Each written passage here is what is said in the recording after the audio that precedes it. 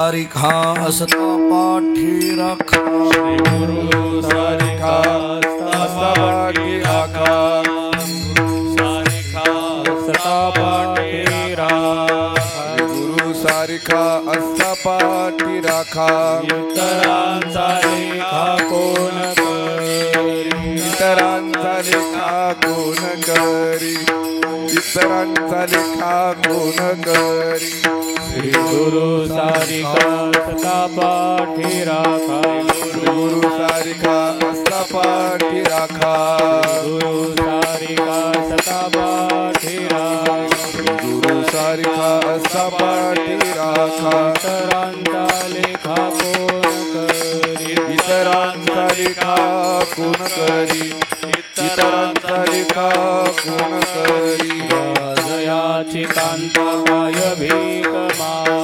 जयाची कांता काय भीक जयाची कांता काय भीक जयाची कांता काय भीक मनाची आरोग्य सिद्धी पावे मनाची आरोग्य सिद्धी पावे मनाची आरोग्य सिद्धी पावे पतरू तळवटी जो कोणी बैसला पतरू तळवटी जो कोणी बैसला तळवटी जो कोणी बैसला तळवटी जो कोणी बैसला आयऊनी त्याला सांगा जोजी आयऊनी त्याला सांगा जोजी कायऊनी त्याला सांगा जोजी श्री गुरु सारिखा असता पाठी राखा गुरु सारिखा असता पाठी राखा गुरु सारिखा असता पाठी राखा गुरु सारिखा असता पाठी राखा इतरांचा लेखा कोण करी इतरांचा लेखा कोण करी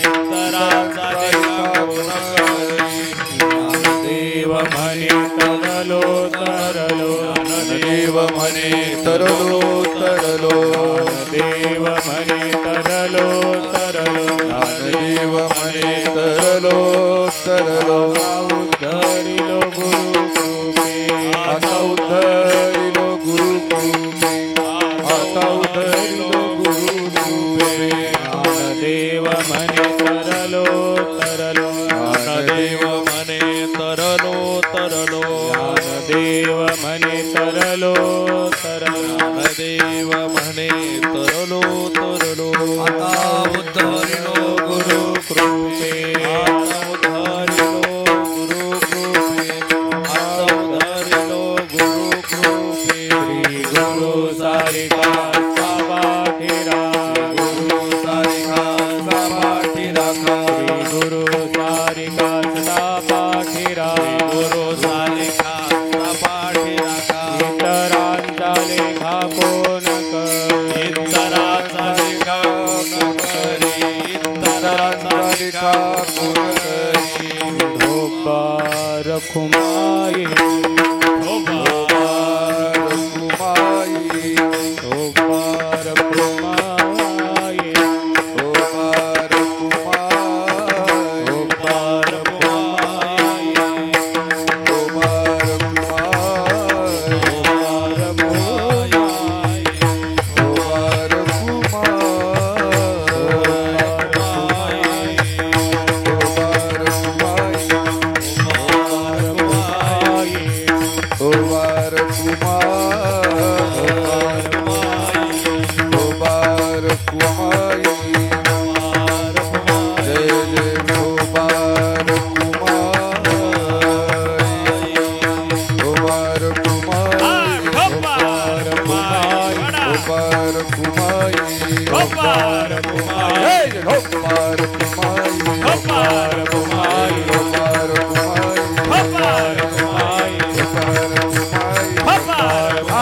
Hoppa!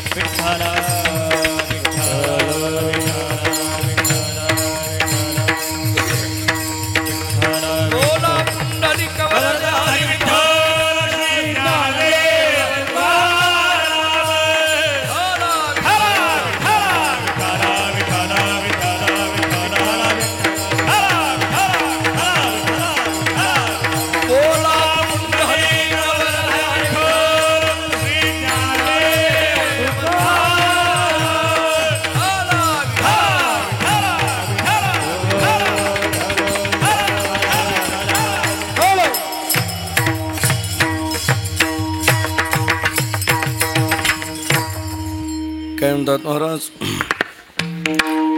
श्री गुरु सारिखा असता पाठी राखा, इतरांचा लेखा कोण करी. श्री गुरु सारिखा असता पाठी राखा, इतरांचा लेखा कोण करी. राजयाची कांता काय भीक मागे, मनाची आजोगी सिद्धी पावी. कल्पतरू तळवटी जो कोणी बैसला, काय बानू त्याला सांगा जोजी.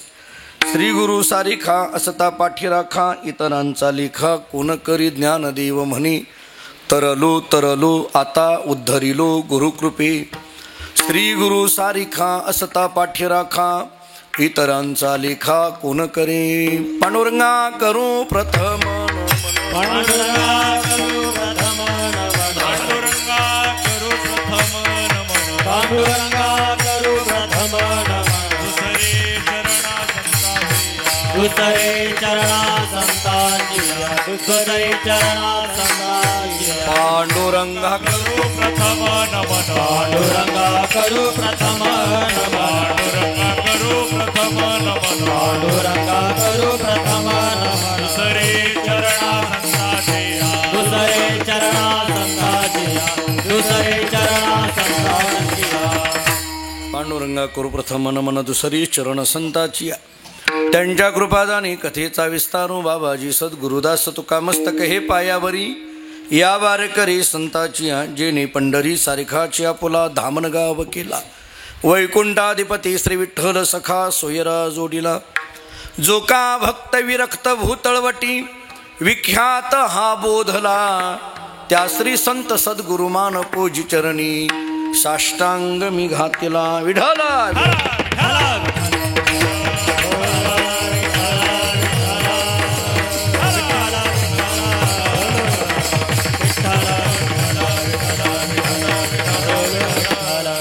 श्री गुरु सारिखा असता पाठी राखा, इतरांचा लेखा कोण करी. राजयाची कांता काय भीक मागे, मनाची या जोगे सिद्धी पावे. प्रस्तुत कीर्तनरूपी सेवेकरिता म्हणजे निरूपणाकरिता प्राप्त असणारा अभंग महान भगवत भक्त संतश्रेष्ठ श्री संत ज्ञानेश्वर महाराज यांचा अत्यंत प्रसिद्ध महत्त्वाचा, जवळजवळ सर्वांच्या पाठातील अगदी परिचयाचा गोड असा 4 चरणाचा अभंग आहे. या अभंगातून जगद्गुरू श्री संत तुकाराम महाराज, संतश्रेष्ठ ज्ञानेश्वर महाराज आपल्याला आलेला जो आध्यात्मिक अनुभव आहे किंवा आपल्या ठिकाणी प्राप्त झालेली जी आध्यात्मिक अवस्था आहे, त्या आध्यात्मिक अवस्थेचा विचार करतात. पण ही आध्यात्मिक अवस्था ज्यांच्यामुळे प्राप्त झाल्या त्या श्री गुरूंचंही वर्णन करतात. विठ्ठल विठ्ठल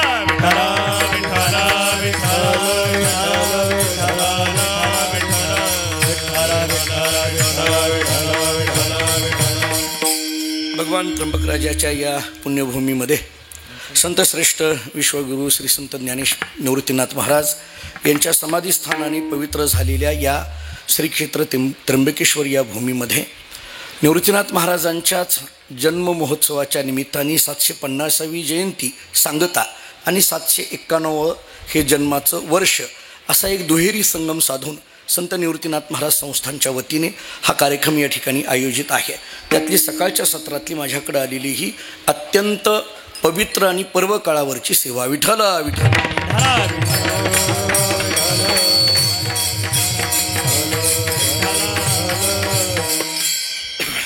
या भूमीतील सर्वच पूजनीय मंडळी इथं उपस्थित आहेत. त्या सर्वांच्या चरणी नतमस्तक होतो. खरं तर हा संस्थांनी जरी आयोजित केलेला कार्यक्रम असला तरी हा कार्यक्रम फक्त त्र्यंबकेश्वर पुरता किंवा नाशिक जिल्ह्यापुरता मर्यादित न राहता तो महाराष्ट्राच्या कानाकोपऱ्यातला हा कार्यक्रम आहे असं या कार्यक्रमाची सध्या तरी उंची आहे.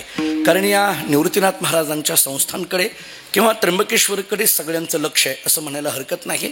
कारण निवृत्तीनाथांच्या संबंधाने माझ्या थोड्याशा अल्पशा माहितीप्रमाणे अत्यंत भव्य आणि दिव्य अशा पद्धतीचा उत्सव अलीकडल्या काळातला हा पहिलाच उत्सव एवढ्या मोठ्या पद्धतीने संस्थांच्या वतीने या ठिकाणी होतो आहे. आणि म्हणून संस्थांना या ठिकाणी धन्यवाद देत असताना या निमित्ताने आम्हालाही नाथांच्या दारामध्ये ही सेवा करण्याचं सद्भाग्य लाभत आहे. खरं तर माझं आणि निवृत्तीनाथ महाराजांच्या या परंपरेचं काय नातं आहे मी अनेक वेळेला बोलत आलेलो आहे. आदरणीय पूज्यश्री जयंत महाराज या ठिकाणी उपस्थित आहेत. आदरणीय स्वामीजी या ठिकाणी उपस्थित आहेत. मी अनेक वेळेला कीर्तनातून सांगत आलो म्हणण्यापेक्षा आमच्याकडे एक उल्लेखच असा आहे की माझी जी मूळ परंपरा आहे माणकोजी महाराज बोधले. तर हे माणकोजी महाराज म्हणजे नेमकं कोण? तर याच्यामध्ये आरती जी आमच्याकडे केली जाते, रोज माणकोजी महाराजांची जी आरती केली जाते त्या आरतीमध्ये उल्लेखच असा आहे, निवृत्तीनाथाचा हा केवळ अवतार, बोधल्याचे कोळी झाला दिनकर, असा आहे. त्यामुळे माणकोजी महाराज म्हणजे कोण? तर निवृत्तीनाथांचेच अवतार अशी म्हणून आमची श्रद्धा आहे, किंवा असं एक आपल्याकडे सप्रमाणसुद्धा सांगितलं जातं. आणि म्हणून निवृत्तीनाथांचेच अवतार माणकोजी महाराज आहेत. त्यामुळे माणकोजी महाराजांच्या परंपरेकडून ही निवृत्तीनाथांची सेवा होते. थोडं स्पष्टच बोलायचं झालं तर हे घरातलंच कीर्तन आहे. विठ्ठल विठ्ठल.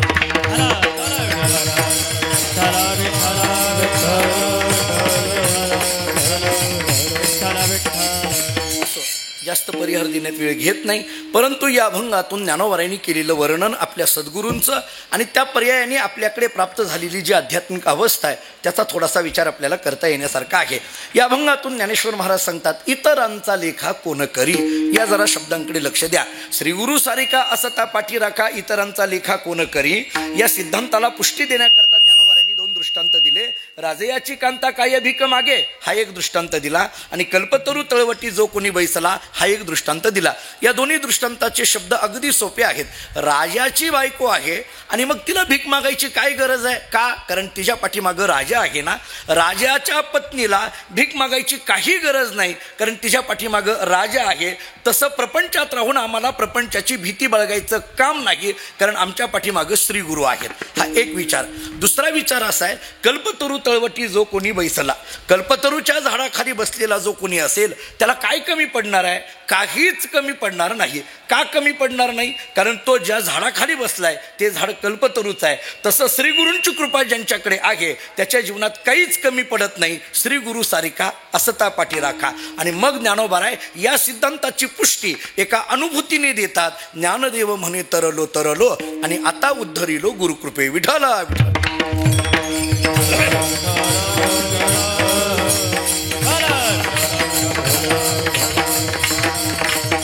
याच्यातल्या एका महत्वाच्या विषयाकडे आपल्याला घेऊन जायचं आहे, आणि ते म्हणजे इतरांचा लेखा कोण करी.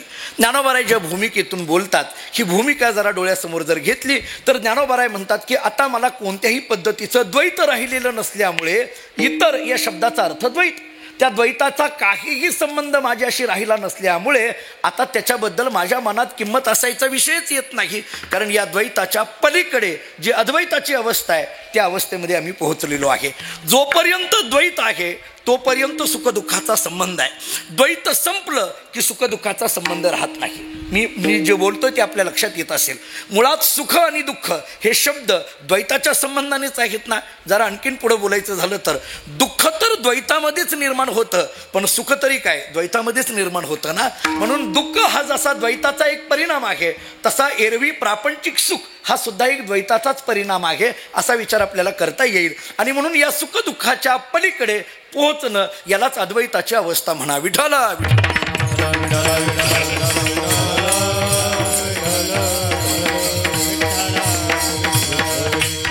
त्यामुळे आता कुठलीही अपेक्षा राहत नाही, कोणत्याही पद्धतीचं ममत्व राहत नाही. मी नाथरायांची एक भागवतातली भाषा सांगून पुढे जातो. एकनाथ महाराजांनी भागवतामध्ये फार गोड चिंतन केलंय. नाथराय असं सांगतात, प्राप्ताप्राप्त लाभावस्था बाधू न शके साधूंच्या चित्ता, चित्त घातले भगवंता या नाव निरपेक्षता. जरा ओवीकडे लक्ष द्या. प्राप्ताप्राप्त लाभावस्था बाधू न शके साधूंच्या चित्ता. प्राप्त आणि अप्राप्त अशी कोणतीही लाभाची अवस्था ज्यांच्या चित्ताला स्पर्श करत नाही ते साधूंचं चित्त आहे. प्राप्त आणि अप्राप्त अशी कोणतीही लाभाची अवस्था, कारण प्राप्त म्हटलं की सुख आहे आणि अप्राप्त म्हटलं की दुःख आहे, पण हे सुख आणि दुःख अशी कोणतीही लाभाची अवस्था या साधूच्या चित्ताला स्पर्श करत नाही. कुणीतरी एकनाथ महाराजांना विचारलं असेल, असं का झालं असेल हो? नाथरायांनी एका वाक्यात उत्तर देऊन टाकलं, कारण चित्त घातले भगवंता या नाव निरपेक्षता. आता तिथं चित्त हे चित्त म्हणून राहिलेलं नाहीये, ते चित्त चिदरूप झालेलं आहे. थोडं आणखीन बारकाईने बोलता येण्यासारखं आहे. जोपर्यंत चित्त चित्त म्हणून आहे तोपर्यंत द्वैताचा संबंध आहे, तोपर्यंत सुखदुःखाचा संबंध आहे. आणि एकदा चित्त चिदरूप झालं की मग मात्र तिचं सुखदुःख राहत नाही. आता हे चित्त चिदरूप होणं म्हणजे नेमकं काय? एरवी बघायला गेलं तर ते चिदरूपच आहे, पण वाटायला लागलं चित्त. विठ्ठल विठ्ठल.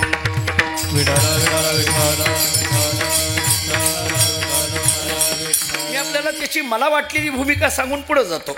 मुळात मराठी भाषेमध्ये हा चित्त शब्द जर लिहायचा असेल तर कसा लिहावा लागेल? चला पहिली वेलांटी आणि तला त जोडलं की काय झालं? चित्त.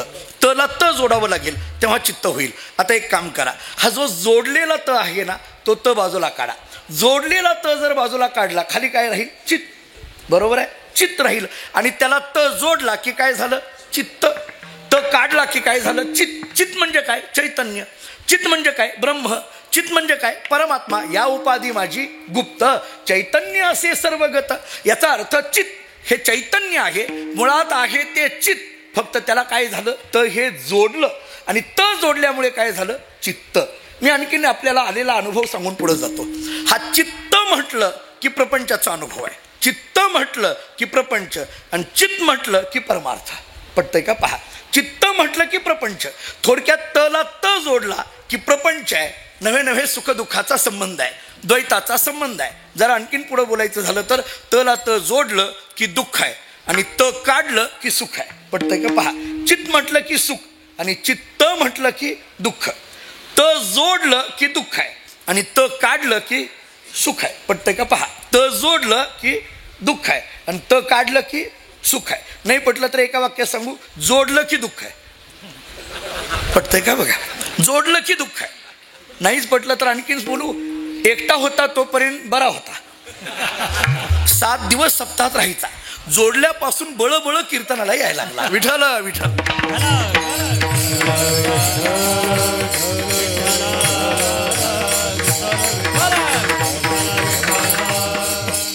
हा झाला सरळ साधारण एक ढोबळ विचार. पण थोडा वेदांताच्या दृष्टीने विचार करायचा झाला तर हा जो त आहे हा त आरोपित आहे, म्हणजे हा अध्यासिक आहे. नसताना तो त भासायला लागलेला आहे.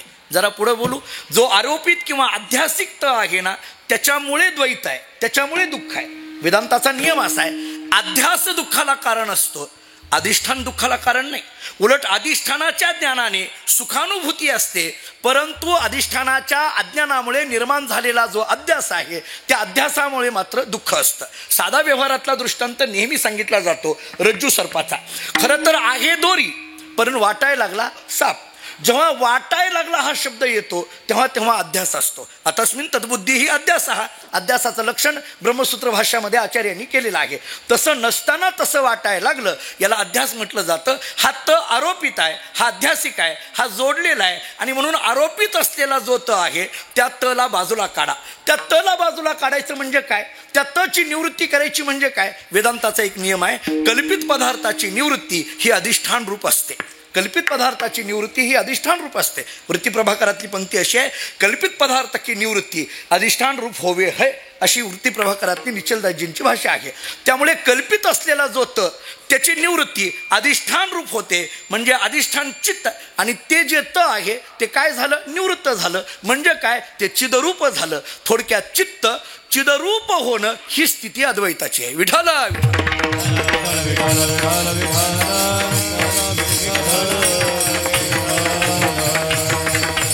आणि म्हणून चित्त घातले भगवंता या नाव निरपेक्षता ही नात्रायणची भाषा जी मी वापरत होतो ती त्याच्याकरता वापरत होतो. थोडासा याला धरून पुढचा विचार मांडतो. असा आहे की जोपर्यंत चित्त आहे तोपर्यंत या सुखदुःखाचा संबंध आहे. महाराज सांगतात आता ते सुखदुःख आम्हाला राहिलं नाही, ते दुःख आम्हाला, ते जे द्वैत आहे ते आम्हाला राहिलं नाही, त्याच्या पलीकडे पोहोचलो. तुकोबारांचे शब्द सांगतो म्हणजे कळेल. तुकोबाराय फार गोड बोलतात. कळो नये सुख दुःख, कळो नये सुख दुःख, सुख दुःख, कळो नये सुख दुःख. तान हरपली भूक, तान हरपली भूक, तान हरपली भूक, तान हरपली दुःख, तान हरपली दुःख, तान हरपली दुःख. कळो नये सुख दुःख, तान हरपली भूक, तान हरपली भूक, तान हरपली भूक. कळो सुख दुःख,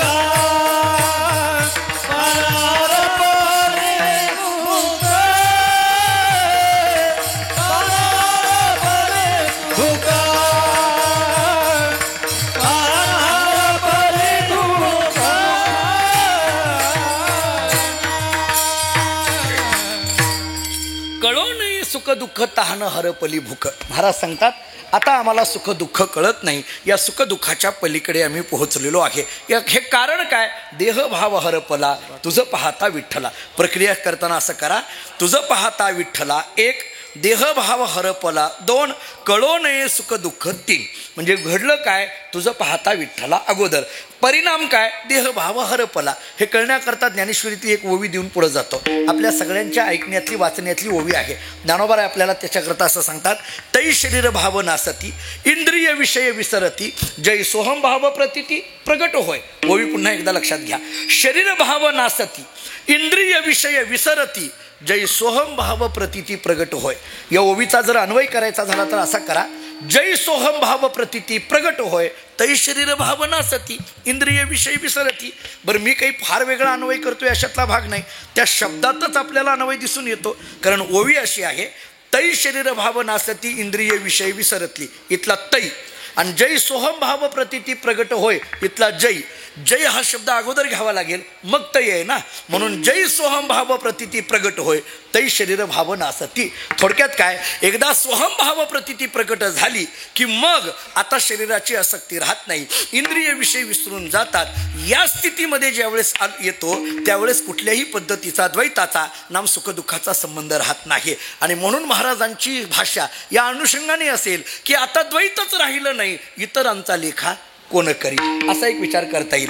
तरी माझ्या मनामध्ये आणखीन एक छोटासा प्रश्न येऊन पुढे जातो. का हो, इतर या शब्दाचा अर्थ आहे या प्रापंचिक सुखदुःखांचा लेखा कोण करी. आता या प्रपंचातल्या कोणत्याच गोष्टीबद्दल सुखही वाटत नाही आणि कोणत्याच गोष्टीबद्दल दुःखही वाटत नाही. मला वाटतं की ही स्थिती येणं स्थितप्रज्ञाची अवस्था आहे. ही स्थिती येणं म्हणजे स्थितप्रज्ञाची अवस्था आहे. प्रजहती यदा कामान सर्वान पार्थ मनोगतान आत्मनेव आत्मना तुष्ट स्थितप्रज्ञस्तदोच्यते. ही जी गीतेतली दुसऱ्या अध्यायातली भाषा आहे, या भाषेचा जर विचार आपण केला तर या स्थितीमध्ये जाणं याचा अर्थ काय? आता प्रपंचाचं कुठलंही ममत्व राहिलं नाही. तरी ज्ञानोबारांच्याच एका ओवीचा आधार घेऊन पुढे बोलतो. ज्ञानोबारांनी एके ठिकाणी फार गोड वर्णन केलंय. ज्ञानोबाराय बोलतात, आता आम्हाला या सुखदुःखाबद्दल काहीच ममत्व राहिलं नाही. उलट ज्ञानोबारांनी बोलता बोलता आपल्याला एक पद्धतीचा उपदेशच करून टाकला. सुखी संतोषा न यावे, दुःखी विषादा न भजावे, लाभालाभ न धरावे मना माझी. मला कधी कधी ही ओवी वाचत असताना म्हणजे मला तर कधी कधी असं वाटतं, नामदेवराय जे आपल्याला सांगतात एकतरी ओवी हे जे बोलतात, कमीत कमी यात तरी ओवीचा अनुभव आपल्याला यावा. मी थोडं या ओवीमध्ये या प्रमाणाकडे जरा बदल करण्याची वेळ माझ्यावर आता आली. असं वाटायला लागलंय एकतरी ओवी अनुभवावी म्हणण्याच्या ऐवजी एकतरी ओवी वाचावी ही म्हणायची परिस्थिती आली. आता अलीकडे ज्ञानेश्वरीची पारायणं संपत चालली. ही जुनी मंडळी समोर बसलेली आहेत. विचारा, या जुन्या मंडळींना विचारा, पारायण हा सप्ताहातला आत्मा होता. महाराज, आत्मा पारायण हे सप्ताहातला एक मुख्य विषय होता. पारायण, गाथा भजन हे सप्ताहातले. अलीकडल्या काळामध्ये कुठून निघालेत कुणास ठाऊक, कीर्तन महोत्सव काहीच नाही त्याच्यात. विना उभारलेला नाही, भजन नाही, पारायण नाही, काही नाही, जागर नाही, काही नाही. पण खऱ्या अर्थाने पूर्वीची जी सप्ताहाची पद्धत, माझं वय लहान आहे पण ही जी जुनी मंडळी समोर बसलेली आहेत यांना विचारा, जुन्या काळामध्ये पहाटेच्या काकड्यापासून रात्रीच्या जागरापर्यंतची एक ठेवण असायची. प्रत्येक कार्यक्रमाची एक ठेवण असायची. पूर्वीच्या काळामधलं पारायण, बरं पूर्वी पारायणाला अगदी आवर्जून आवडीनं माणसं बसायची की त्या ज्ञानेश्वरीचं पारायण करत असताना त्या ओवीवरून आपला हात फिरणं म्हणजे ज्ञानोबारांच्या चरणाला स्पर्श करणं ही भावना आपली आहे. ही भावना आपली अंतःकरणातली. गाथ्यातल्या एखाद्या अभंगाला आपण स्पर्श करणं म्हणजे जगद्गुरु तुकोबारांचं दर्शन घेणं ही आपली भावना आहे. या भावनेने आपण चालणारी मंडळी आहोत. म्हणून एकतरी ओवी खरं तर अनुभवावी. पण दुर्दैवाने मी मधल्या लॉकडाऊनच्या काळामध्ये एका महाराजांचा मला फोन आला. मध्ये 2 वर्ष आपण सगळेच घरी होतो. एका महाराजांचा फोन आला. त्यांनी विचारलं, काय करताय महाराज? माझं PhDचं काम चालू होतं. मी म्हटलं प्रबंधाचं काम चालू आहे, जवळजवळ बऱ्यापैकी लिखाण झालेलं आहे. म्हणजे हे 2 वर्षाचं लॉकडाऊन जरी पडलेलं असलं तरी ते मला बरं झालं कारण लिखाण करायला वेळ मिळाली. म्हटलं मी आपलं त्यांना विचारलं, तुम्ही काय करताय? ते म्हटले आत्ताच पारायण संपलं, ज्ञानेश्वरीचं आत्ताच पारायण केलं. मी म्हटलं अरे वा, छान. त्यांनी पुढलं वाक्य वापरलं. ते म्हटले, अहो महाराज ज्ञानेश्वरी पण चांगली आहे हो. मी माझ्या आयुष्यामध्ये पहिल्यांदाच पारायण केलं असं ते म्हणायला लागले. कोण? गजर कीर्तनाचा. जाऊ दे, आता बोलत नाही मी पुढचं सगळं. ही स्थिती जर आज आपल्या संप्रदायामध्ये कीर्तनकारांचीच असेल तर पारायण करा हे सांगायचं कुणाला? विठ्ठल. विठ्ठल विठ्ठल विठ्ठल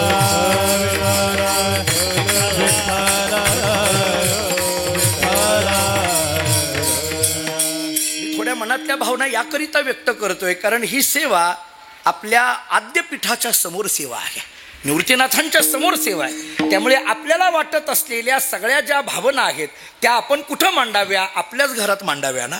आणि म्हणून मी निवृत्तीनाथांच्या समोर या भावना मांडतोय. संप्रदायातली आजची परिस्थिती म्हणजे ही जुनी मंडळी, म्हणजे मला थोडासा तर अशी परिस्थिती आहे, या जुन्या मंडळींना आम्ही पाहिलं आणि अलीकडल्या नव्या मंडळींनाही आम्ही पाहतोय, या मधल्यामध्ये ऐसा पडिलो काचणी अशी स्थिती झाली. आता ऐसा पडिलो काचणी ही स्थिती झाली कारण जुनी फड परंपरेतली कीर्तनं किंवा आपल्या संस्थेच्या परंपरेतली कीर्तनं एक एकाहुनी बळी रे. जरा पुढं बोलायचं झालं तर ती कीर्तनं म्हणजे तेथे असे देव उभा अशी ती कीर्तनं असायची. आपल्याकडे आजही फडावरच्या पद्धती बघा, महाराज सांगतील आपल्याला.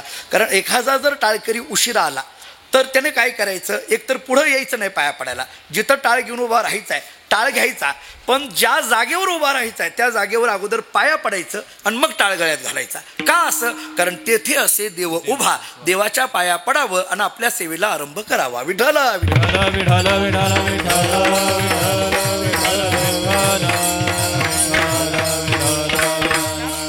बोलतात, सुखी संतोषानं यावे, दुःखी विषादानं भजावे, लाभा लाभ न धरावे मना माझी. ही ओवी सगळ्यांच्या ऐकण्यातली पाठातली आहे. मला असं कधी कधी वाटतं या ओवीकडे पाहत असताना, म्हणजे थोडा अभ्यासाच्या दृष्टीने या ओवीकडे बघूया, असं ज्ञानोबा का म्हणत असतील. बरं, मी हे का म्हणायला लागलो, हे का सांगायला लागलो, कारण ज्ञानोबांची जी अवस्था आहे, इतरांचा लेखा कोण करी, मला त्या भूमिकेकडे जायचं आहे. ही भूमिका ज्ञानोबा बोलतात, या जगामध्ये या प्रपंचामध्ये वावरत असताना सुख आणि दुःख याचा सातत्याने प्रसंग येणार आहे. ज्ञानोबा बोलतात त्याच्यात गुंतायचं नाही, सुखी संतोषा न यावे आणि दुःखी विषादा न भजावे. मला असं कधी कधी वाटतं असं ज्ञानोबा का सांगत असतील, कारण आपली परिस्थिती जर बघितली तर सुख आलं की आपण हुरळून जातो आणि दुःख आलं की डोक्याला हात लावून बसतो. ही सहज क्रिया आहे. सुख आलं की आपण आनंदाने उड्या मारतो, उडत माराव्या असं आपण म्हणतो, आणि दुःख आलं की आपल्याला वाईट वाटायला लागतं, आपण डोक्याला हात लावून बसतो. अहो साधी गोष्ट आहे. सुख आलं की आपण आपल्याला जर एखादं कीर्तन मिळालं तर फेसबुक आपल्याच कीर्तनाने भरलेलं असतंय, बरोबर आहे का नाही? बरोबर आहे. आणि जर आपल्याला कीर्तनाची सेवा नाही मिळाली तर त्या सप्ताहाला नावं ठेवण्यात आपणच पुढं असतो, बरोबर आहे. म्हणजे ही जर परिस्थिती आपली असेल, सुख आणि दुःखाच्या संबंधाने असेल, आपल्याला एरवी प्रपंचामध्ये वावरत असताना सुख हुरळायला लावतं आणि दुःख खिन्न व्हायला लावतं. पण ज्ञानोबा बोलतात, सुखी संतोषा न यावे आणि दुःखी विषादा न भजावे. असं का? विठ्ठल विठ्ठल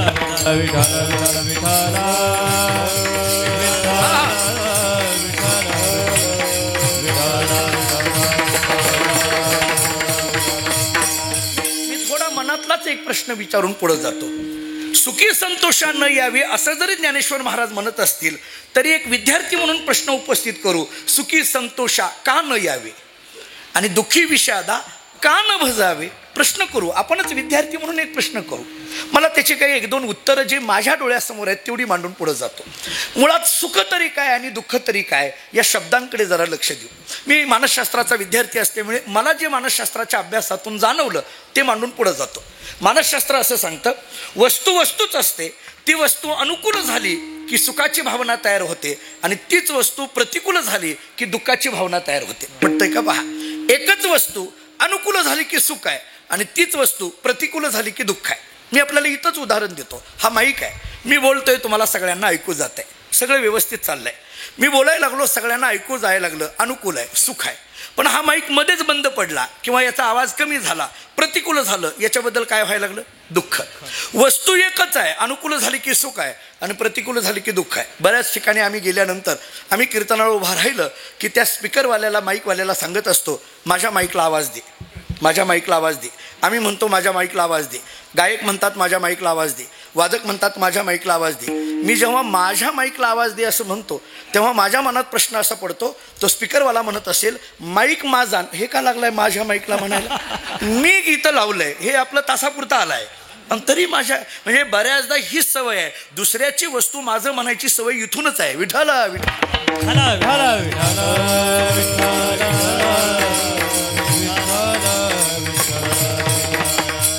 अलीकडल्या काळामध्ये याचे गोंधळ फार आहेत. म्हणजे एके ठिकाणी मी कीर्तनाला गेलो, ते गायकांनी सांगितलं आम्हाला आवाज दे, त्यांना दिला. वादकांनी सांगितलं आम्हाला दे, त्यांना दिला. 10 मिनिट आवाज देणं चालू होतं. 10 मिनिटानंतर मी त्या स्पीकरवाल्याला सांगितलं या सगळ्याला देऊन थोडं राहिलं तर मला दे, नाही तर राहू दे. हे आता अलीकडल्या परिस्थितीमध्ये काय गोंधळ होतील याच्यामुळे मला सांगता येत नाही. आणि म्हणून मला कधी कधी वाटतं की ही योग्य आहे का अयोग्य आहे. विठ्ठल विठ्ठल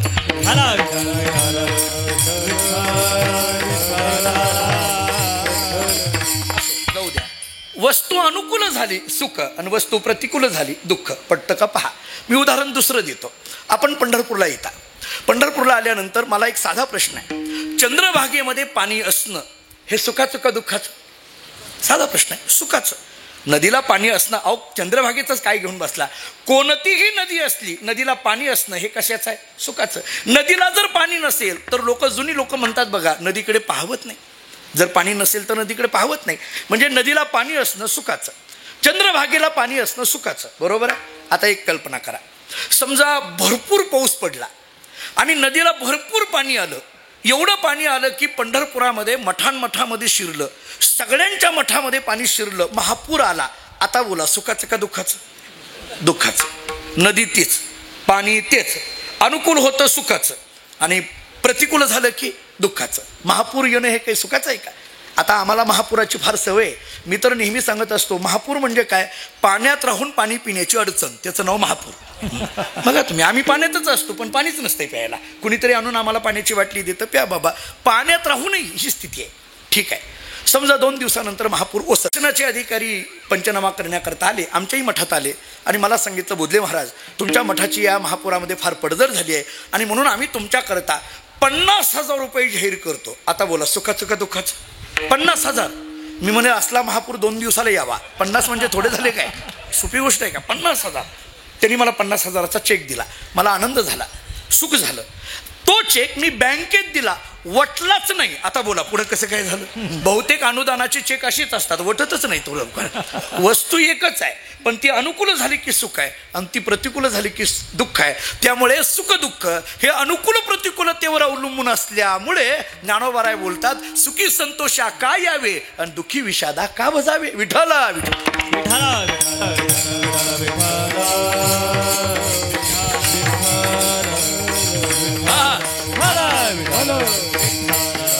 का पहा. एक मानसशास्त्रातून आधार दिला. मी जे बोललो ते आपल्या लक्षात येते का? पहा.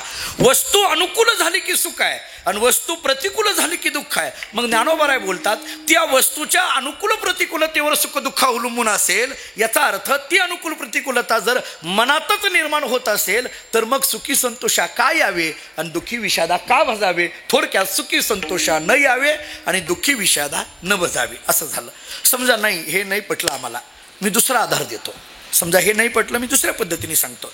थोडा अध्यात्म रामायणाचा आधार घेतो. आपण सगळी जुनी जाणती आणि पूजनीय मंडळी आहात. रामायणामध्ये राम लक्ष्मण सीता हे वनवासाला निघालेलं जे प्रकरण आहे ते डोळ्यासमोर घ्या. प्रभू रामचंद्र निघाले, पहिल्यांदा भेटले कौसल्या मातेला. रामायणामध्ये कौसल्या हे एक अत्यंत विलक्षण अशा पद्धतीचं पात्र आहे. कुशलहा बुद्धी यशेसहा कौशल्या. परंतु एकनाथ महाराजांनी तर व्याख्या अशी केली आहे कौसल्या ती सद्विद्या, सुमित्रा ती शुद्ध मेधा, कैकई ती अविद्या, कुविद्या मंथरा ती पासी. कौसल्या ही जी कौसल्या आहे प्रभू रामचंद्र पाया पडतात आणि सांगतात आई मी निघालो. अरे कुठे निघाला? उद्या राज्याभिषेक आहे. कुठे निघाला? याचा अर्थ राम वनवासाला निघालेले आहेत हे कौसल्याला माहीत नाही. पटतंय का बघा? का माहीत नाही? खरं तर हे घडलंय कुठं? कैकईच्या महालात, शेजारीच. त्यामुळे कैकईच्या महालात काय घडलंय हे कौसल्याला माहीत नाही. जरा पुढलं वाक्य सांगू. आपल्या शेजारी काय घडतं हे जिला माहीत नाही तिचं नाव कौसल्या. कळाली का कौसल्या? आपल्या शेजारी काय घडतंय हे जिला माहीत नाही तिचं नाव कौसल्या. नाही पटलं तर दुसरी व्याख्या सांगतो. अख्ख्या गावात कुठं कुठं काय काय घडतं हे जिला माहिती तिचं नाव मंथरा. आता पटली का कौसल्या? मला माहित होतं मंथरेशिवाय कौसल्या कळणार नाही, कारण आपल्याकडे मंथरा जास्त आहे. त्या इथं नाही. त्र्यंबकेश्वरमध्ये अजिबात एकही मंथरा नाही. मला माघारी जायचं आहे. इथं सगळ्या कौसल्या. इथं कौसल्या. आपण प्रभू रामचंद्रांच्याच पदस्पर्शाने पावन झालेला हा सगळा परिसर आहे. इथंच आहोत. जरा पुढं ऐका. दर्शन घेतात, निघतो. कुठं निघाला? राज्याभिषेक नाही, माझा नाही. मग भरताचा आहे. आता ऐका, आई उद्या भरताचा राज्याभिषेक आहे, माझा नाही. मला वाटतं की हे ऐकल्यानंतर शेवटी ती कौसल्याच दुःख होणार ना. ती क्षणभर खिन्न झाली, दुःखी झाली आणि दुसऱ्या क्षणामध्ये तिनं ते दुःख बाजूला ठेवलं आणि पुढचा प्रश्न विचारला, तुझ्या वाट्याला काय आलंय? ते जाऊ दे, तुझ्या वाट्याला काय आलंय? मी जेव्हा हे कौसल्याचं वाक्य ऐकतो तेव्हा मला असं वाटतं, कौसल्या पहिल्या वाक्याने खिन्न झाली आहे की उद्या माझा राज्याभिषेक नाही, भरताचा आहे. या वाक्याने दुःखी झालेली कौसल्या क्षणामध्ये ते दुःख विसरते आणि सगळं दुःख गिळून पुढला प्रश्न विचारते, ते जाऊ दे, तुझ्या वाट्याला काय आलंय? मला असं वाटतं की याच्यातून काय शिकावं? आपल्या जीवनात आलेलं दुःख, त्या दुःखाला जास्त वेळ न कवटाळून राहता ते दुःख बाजूला ठेवून पुढच्या प्रवासाला लागावं. हे ज्या चरित्राने जगाला शिकविलं तिचं नाव कौसल्या. पटतं का? पहा, तिचं नाव कौसल्या. कौसल्याने त्याच्यात गुंतायला फार लावलं नाही. कौसल्या म्हणते, जाऊ दे, ठीक आहे, तुझा राज्याभिषेक नाही आहे ना, ठीक आहे, तुझ्या वाट्याला काय आलं? रामचंद्र प्रभूंनी फार गोड उत्तर दिलं. प्रभू रामचंद्रांनी सांगितलं, आई माझ्या वडिलाचं माझ्यावर फार प्रेम आहे. अरे कसलं प्रेम? सगळं तर अयोध्येचं राज्य भरताला दिलं ना. हो मग तेच सांगतोय, नीट ऐक म्हटले. मर्यादित असलेलं अयोध्येचं राज्य, मर्यादित असलेलं, ज्या राज्याला मर्यादा आहेत, अयोध्येला मर्यादा आहेत ना, मर्यादित असलेलं अयोध्येचं राज्य माझ्या वडिलांनी भरताला दिलं, पण अमर्याद असलेलं वनाचं राज्य मला दिलं. मला वाटतं वनवासाला वनाचं राज्य म्हणणं हे रामचंद्र प्रभूंनीच म्हणू जाणं, बाकीच्यांनी नाही महाराज. वनवासाला वनाचं राज्य म्हणणं सोपी गोष्ट आहे का?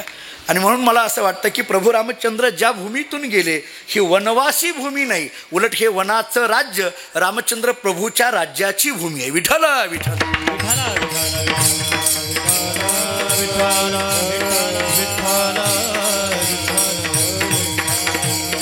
दर्शन घेतलं. ते संवाद मोठा आहे, मला वेळ नाही आहे आता. रामायणामध्ये भावार्थ रामायण काढून पहा, फार गोड संवाद आहे. पुढं निघाले, सीतेकडे गेले.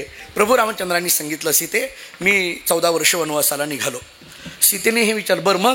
नाही, मी तुला सांगायला आलोय, जाऊ का? परवानगी घ्यायला आलोय. सीतेने प्रभू रामचंद्रांकडे बघितलं आणि विचारलं, तुम्ही माझी परवानगी घेता? हो. सीतामाईने विचारलं, प्रभू बहुतेक तुमचा वेदांत शास्त्राचा अभ्यास कमी आहे. कोण म्हणते? सीतामाई, तुम्हाला वेदांत शास्त्राचा अभ्यास कमी आहे? हां, म्हणजे वेदांताचा अभ्यास कमी आहे म्हणणाऱ्या सीतामाई वेगळ्या आणि तुम्हाला काय डोकं आहे का म्हणणाऱ्या? असं ऐकूनच आम्ही फेट्याची पिशवी डोक्यावर घेऊन बाहेर पडतो, डोकं आहे का म्हणणाऱ्यांना. आमची ही स्थिती. पण सीतामाईने विचारलं, वेदांत शास्त्राचा अभ्यास कमी आहे? ते म्हटले, का? अहो तुम्हाला नियम माहीत नाही का? परवानगी करिता 2 पाहिजेत, भिन्न पाहिजेत. अभिन्नामध्ये परवानगी नसते. मी आणि तुम्ही भिन्न कुठं आहेत? पतीची या मता अनुसरोनी पतिव्रता, ज्ञानोबा सांगतात. मी आणि तुम्ही वेगळे नाही आहेत ना. ऐका ऐका पुढं आणखी नाथरायांनी रामायणामध्ये असं सांगितलंय, प्रभू रामचंद्र फूल आहेत तर त्याच्यातला सुगंध म्हणजे सीतामाई आहेत. प्रभू रामचंद्र साखर आहेत तर त्याच्यातली गोडी म्हणजे सीतामाई आहेत. प्रभू रामचंद्र चित्त आहेत तर त्याच्यातलं चैतन्य म्हणजे सीतामाई आहेत. मग मला सांगा, जर राम साखर असतील आणि सीतामाई गोडी असेल तर गोडी आणि साखर वेगळी करताच कशी? एकनाथ महाराजांनी रुक्मिणी स्वयंवरामध्ये एक ओवी लिहिली, विषयाच्या संबंधाने असल्यामुळे देऊन जातो. ओवी अशी लिहिली आहे, कनकासवे जैसी कांती की सूर्यासवे जैसी दीप्ती, तैसी श्रीकृष्ण शक्ती रुक्मिणी अवतरली वैदर्भ देशी. अशी भाषा आहे. दृष्टांतांनी तो पटवून दिलं. त्यांनी असं सांगितलं नाथरायांनी की जसं सोनं, कनकासवे जैसी कांती, सोनं आणि त्याचा चकाकीपणा वेगळं होणं शक्य आहे का? जिथं जिथं सुवर्ण आहे तिथं तिथं त्याचा झळाळीपणा आहे. जिथं जिथं सूर्य आहे तिथं तिथं त्याचा प्रकाश आहे. तसं जिथं जिथं परमात्मा आहे तिथं तिथं त्याची शक्ती आहे. त्यामुळे रामचंद्र प्रभू जिथं तिथं सीताई असणार आहे. मीही तुमच्याबरोबर येणार. ठीक आहे. पुढे गेले, लक्ष्मणाची गाठ पडली. लक्ष्मणाला सांगितलं मी निघालो. त्याला माहीत नव्हतं काहीच. ते म्हणले का? मग ते सगळं सांगितलं, कैकेयीने असं झालं तसं झालं सगळं सांगितलं. ते लक्ष्मणाने ज्यावेळा ऐकलं, ते गीताप्रेच्या एका अंकामध्ये एक वाक्य लिहिलंय. लक्ष्मणजी थोडे क्रोधिष्ट. लक्ष्मणांनी हे ऐकलं आणि लक्ष्मणांनी सांगितलं, दादा तुम्ही 14 वर्ष वनवासाला जायची गरज नाही. म्हटले नाही नाही, सांगितलंय कैकेयीने, दशरथ राजाने आज्ञा दिली, जावं लागेल. लक्ष्मणांनी सांगितलं नाही, एक काम करू. म्हटलं काय? कैकेयीलाच मारून टाकू, विषय संपतोय सगळ्याच. म्हटले थोडे रागीट स्वभावाचे. रामचंद्र प्रभूंनी सांगितलं नाही बाबा, मातृदेवो भव हे सांगायला आलोय, जमत नाही. लक्ष्मणांनी सांगितलं मग मीही येणार. झालं, तेही त्यांच्याबरोबर निघाले. आता पुष्कळ मोठा विषय आहे. आले, पहिला मुक्काम ज्या गुहाकाच्या ठिकाणी झाला, आता तिथं नीट ऐका. आणि मग रात्रीच्या वेळेला राम आणि सीता एका पाचोळ्यावर झोपले. पहिलाच मुक्काम. एक तो सगळा पाचोळा तयार केला आणि त्या पातळीची शय्या केली आणि त्याच्यावरच झोपायला सांगितलं. रात्रभर लक्ष्मण जागा आहे. रात्रभर म्हणण्यापेक्षा आपल्याकडे रामायण असं सांगतं 14 वर्ष लक्ष्मण जागा आहे. लक्ष्मण या शब्दाचा अर्थ सांगताना अनेक अर्थ आहेत, पण मी एक धावता सांगतो. ज्याचं सगळीकडे लक्ष आहे त्याचं नाव लक्ष्मण. तो रात्रभर सगळीकडे लक्ष देऊन आहे. आणि मग रात्रीच्या वेळेला तो गुहक जवळ बसलेला होता आणि त्यांनी लक्ष्मणाकडे पाहिलं आणि सांगितलं, दादा काय विचित्र परिस्थिती आहे रे. काल माझे प्रभू रामचंद्र सोन्याच्या महालामध्ये अयोध्येमध्ये होते आणि आज मात्र एका झोपडीच्या समोर एका पातळीवर झोपावं लागायला लागलंय. कसलं हे दुःख यांना भोगावं लागतंय. हे सगळं दुःख त्या कैकेयीमुळे येऊ लागलं. या कैकेयीने असं केलं, असा तो बोलत होता. लक्ष्मणाने हे ऐकल्यानंतर त्या लक्ष्मणाने जो उपदेश केला तो माझ्या विषयाच्या संबंधाने आहे. नीट ऐका उपदेश काय केला. लक्ष्मणाने हे ऐकलं आणि लक्ष्मणाने त्या गुहकाला सांगितलं, बाबा तू जे सांगतो ना की हे सगळं दुःख या कैकेयीमुळे झालं किंवा हे सगळं सुख याच्यामुळे झालं, हे दुःख याच्यामुळे झालं, मग नीट ऐक. लक्ष्मणाने सांगितलं, सुखस्य दुःखस्य न कोपी दाता परो ददाती इति कुबुद्धिरेषा अहम करोमी इति व्रताभिमानाः स्वकर्म सूत्र ग्रथितो ही लोकाः. अशा आहे की जगामध्ये सुखस्य दुःखस्य न कोपी दाता, सुखाचा आणि दुःखाचा दुसरा कोणी दाता नाही. परो ददाती इति कुबुद्धिरेषा, याच्यामुळे दुःख झालं हे म्हणणं म्हणजे कुबुद्धी आहे. अहम करोमी इति व्रताभिमानाः, मी करतो हे म्हणणं तर केवळ व्रताभिमान आहे. मग हे सगळं सुख दुःख कोणामुळे. लक्ष्मणजी सांगतात, जसं जसं कर्म असेल तशा तशा पद्धतीने हे सुखदुःख भोगावं लागतं. मग जर जसं जसं कर्म असेल तसं तसं सुखदुःख भोगावं लागत असेल तर ज्ञानोबाराय बोलतात, सुखी संतोषा का यावे आणि दुःखी विषादा का बजावे. विठ्ठला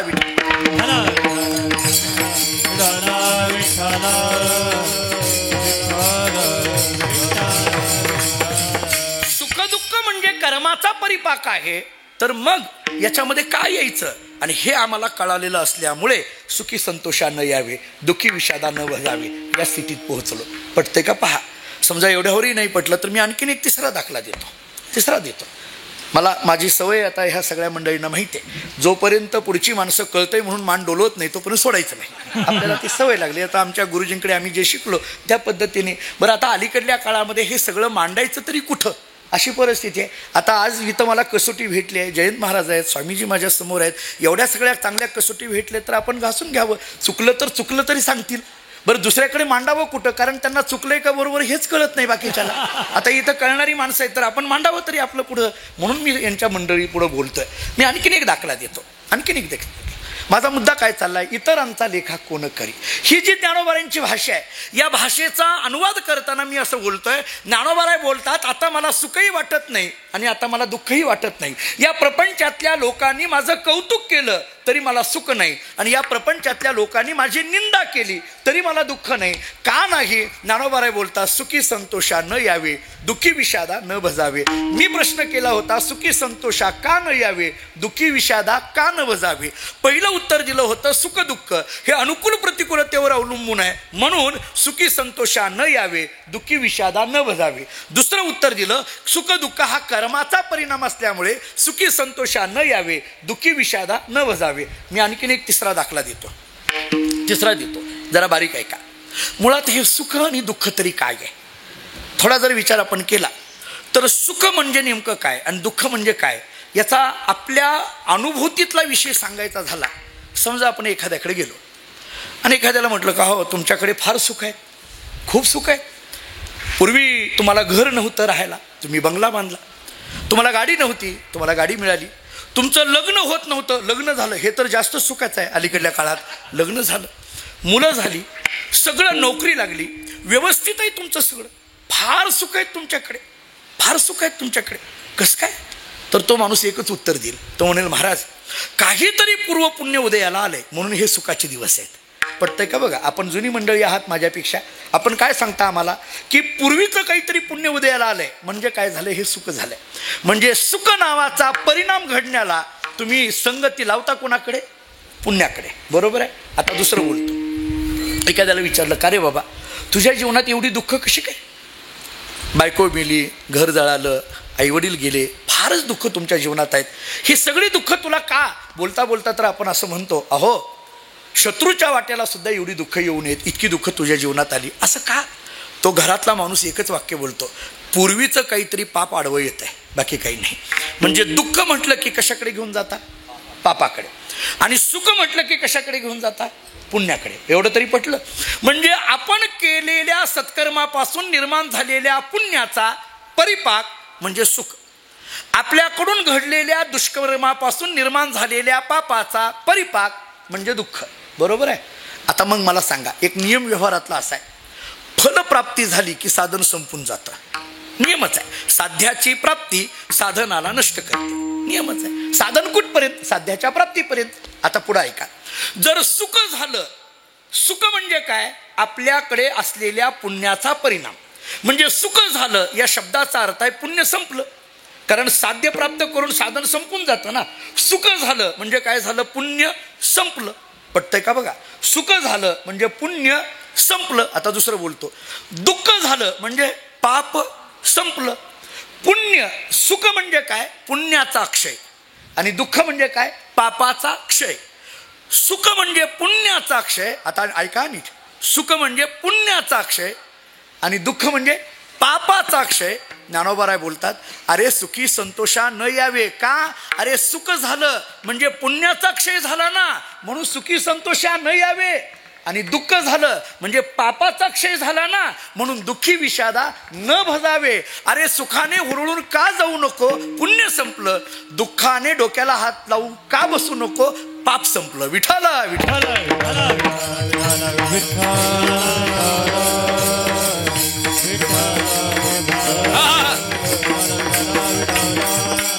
सुखी संतोषा न यावे, दुःखी विषादा न भजावे, लाभालाभ न धरावे मना माझी. या सुखदुःखाच्या पलीकडे पोहोचलेले ज्ञानोबा आहे.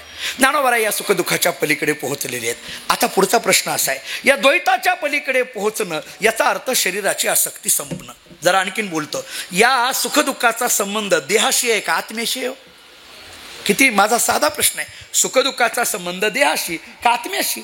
देहाशी, आत्म्याशी नाही. मुळात आत्मा हा निर्विकार आहे, आत्मा हा निराकार आहे, त्याच्याशी कोणाचाच कसलाच संबंध नाही. मग त्या आत्मप्रचिती झाली की मग देह असला काय राहिला काय? देह जावो अथवा राहो, पांडुरंगी दृढ भाऊ. महाराज सांगतात की आता या देहाची आसक्ती राहिली नाही, या देहाबद्दल ममत्व राहिलं नाही. देहाबद्दल ममत्व का राहिलं नाही? कारण आत्मप्रचिती झाली की देहाबद्दलचं ममत्व राहत नाही. आत्मप्रचिती या शब्दाचा अर्थ आहे आत्मानुभूती, या शब्दाचा अर्थ आहे स्वरूप ज्ञान. आता प्रश्न असा पडतो की हे स्वरूप ज्ञान म्हणजे तरी नेमकं काय? मी 10 ते 5 प्रकार सांगून पुढे जातो. सप्रकारक ज्ञान वेगळं, सविषयक ज्ञान वेगळं, स आश्रय ज्ञान वेगळं, सवृत्तिक ज्ञान वेगळं आणि स्वरूपभूत ज्ञान वेगळं. आता हे पुष्कळ मोठं आहे. सप्रकारक ज्ञान शुक्लो घटा, हा इथं विषय विशेषण आणि वृत्ती या तिघांचा संबंध येतो. सप्रकारक ज्ञान.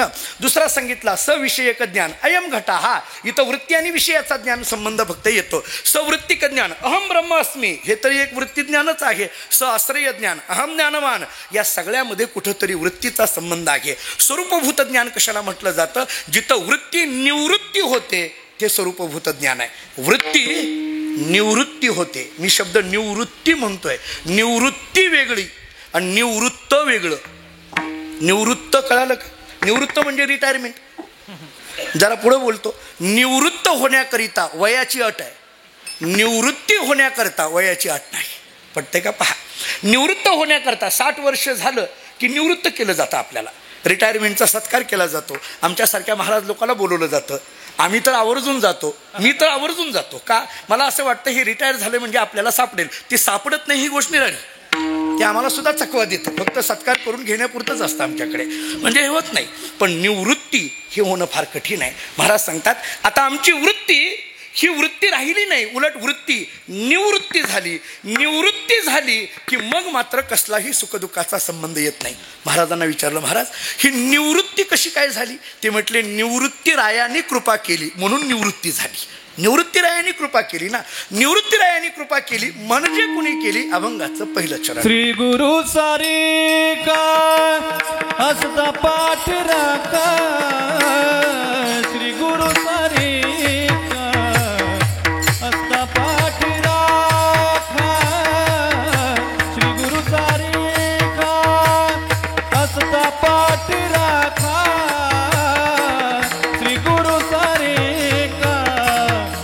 असता पाठीराखा श्री गुरु सारिखा असता पाठीराखा श्री गुरु सारिखा असता पाठीराखा श्री गुरु सारिखा असता पाठीराखा श्री गुरु सारिखा असता पाठीराखा श्री गुरु सारिखा असता पाठीराखा श्री गुरु सारिखा असता पाठीराखा श्री गुरु सारिखा असता पाठीराखा श्री गुरु सारिखा असता पाठीराखा श्री गुरु सारिखा असता पाठीराखा श्री गुरु सारिखा असता पाठीराखा श्री गुरु सारिखा असता पाठीराखा श्री गुरु सारिखा असता पाठीराखा इतरांचा लेखा कोण करी इतरांचा लेखा कोण करी इतरांचा लेखा कोण करी इतरांचा लेखा कोण करी श्री गुरु सारिखा असता पाठीराखा श्री गुरु सारिखा असता पाठीराखा श्री गुरु सारिखा असता पाठीराखा राखा श्री गुरु सारिखा असता पाठीराखा श्री गुरु सारिखा असता पाठीराखा श्री गुरु सारिखा असता पाठीराखा श्री गुरु सारिखा असता पाठीराखा श्री गुरु सारिखा असता पाठीराखा श्री गुरु सारिखा असता पाठीराखा इतरांचा लेखा कोण करी इतरांचा लेखा कोण करी श्री गुरु सारिखा असता पाठीराखा इतरांचा लेखा कोण करी इतरांचा लेखा कोण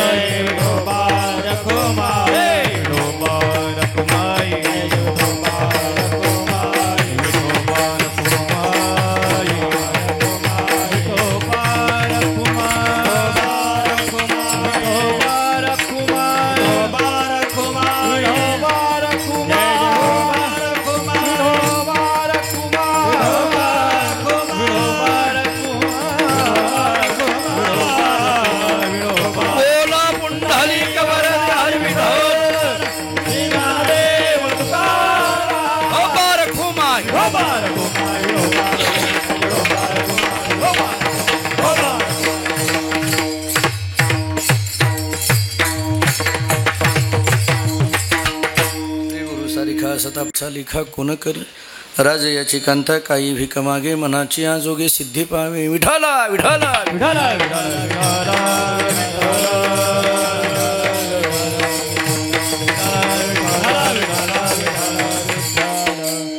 विचार करताना आपण असं विचार करत होतो की ज्ञानोबाराच्या भूमिकेमध्ये आहे ती भूमिका आहे इतरांचा लेखा कोण करी. इतरांचा या शब्दाचा अर्थ या प्रपंचातील जी कोणी असतील त्यांचा लेखा कोण करी. का? कारण आता आम्ही त्या सुखदुःखाच्या पलीकडे पोहोचलो. सुखदुःखाच्या पलीकडे पोहोचलो का? जे सुखदुःख देहाच्या संबंधाने आहे ती देहाची आसक्ती राहिली नाही.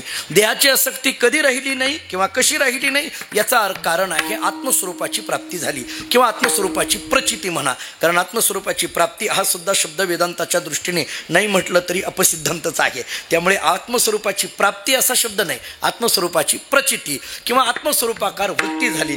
आता आत्मस्वरूपाकार प्रचिती झाली या शब्दाचा विचार करताना स्वरूपभूत ज्ञान प्राप्त झालं. हे स्वरूपभूत ज्ञान कसं प्राप्त झालं याचं कारण महाराज सांगतात आमच्या पाठीमागं श्री गुरूंची कृपा आहे. कारण ज्ञानोबारांनी दिलेली एक ओवी सगळ्यांच्या पाठातली आहे. गुरु तेथ ज्ञान ज्ञानी आत्मदर्शन दर्शनी समाधान अति जैसे विठाला विठाला विठाला विठाला विठाला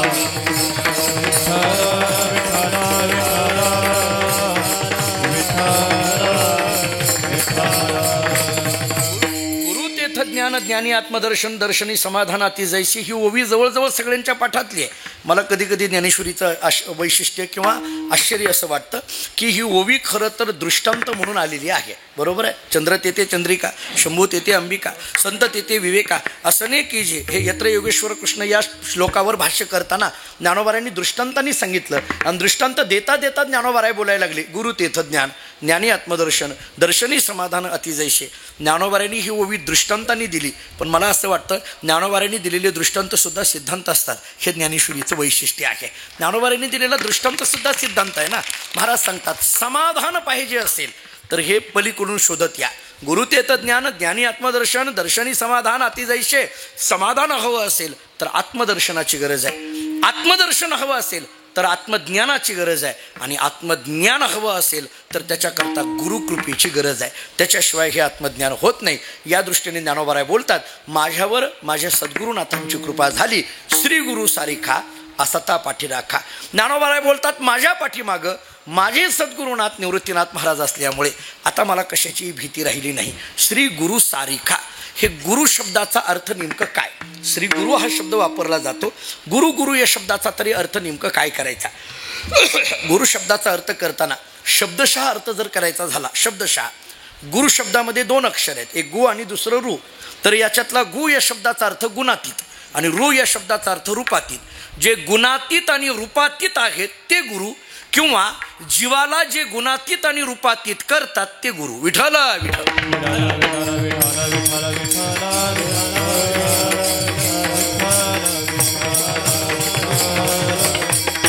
असा एक गुरु शब्दाचा विचार करता येईल. किंवा आपल्याकडे वेदांतांनी सांगितलेला विचार प्रसिद्ध आहे. श्रोत्रिय ब्रह्मनिष्ठत्वे सती दयालुत्वम सद्गुरोर लक्षणम. विचारसागराने अगदी आरंभाला तिसऱ्या तरंगामध्ये व्याख्या करून टाकली की जे श्रोत्रिय आहेत ब्रह्मनिष्ठ आहेत आणि दयालू आहेत. श्रोत्रिय या शब्दाचा अर्थ सर्व शास्त्रांचं अध्ययन केलेले, ब्रह्मनिष्ठ या शब्दाचा अर्थ ब्रह्मात्मबोधात निमग्न असलेले आणि दयालू या शब्दाचा अर्थ शिष्यावर कृपा करणारे किंवा कळवळा असणारे जे कोणी आहेत त्यांना गुरु म्हणा.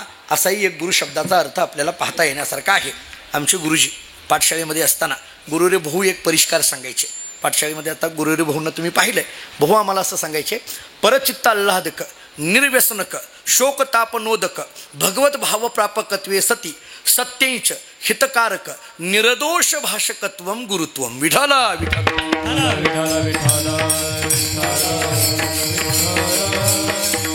दुसऱ्याच्या चित्ताला आल्हाद देणारे निर्व्यसनक शोकतापनोदक भगवत भाव प्रापकत्वे सती. शब्दामध्ये पुष्कळ अर्थ करता येण्यासारखे आहेत.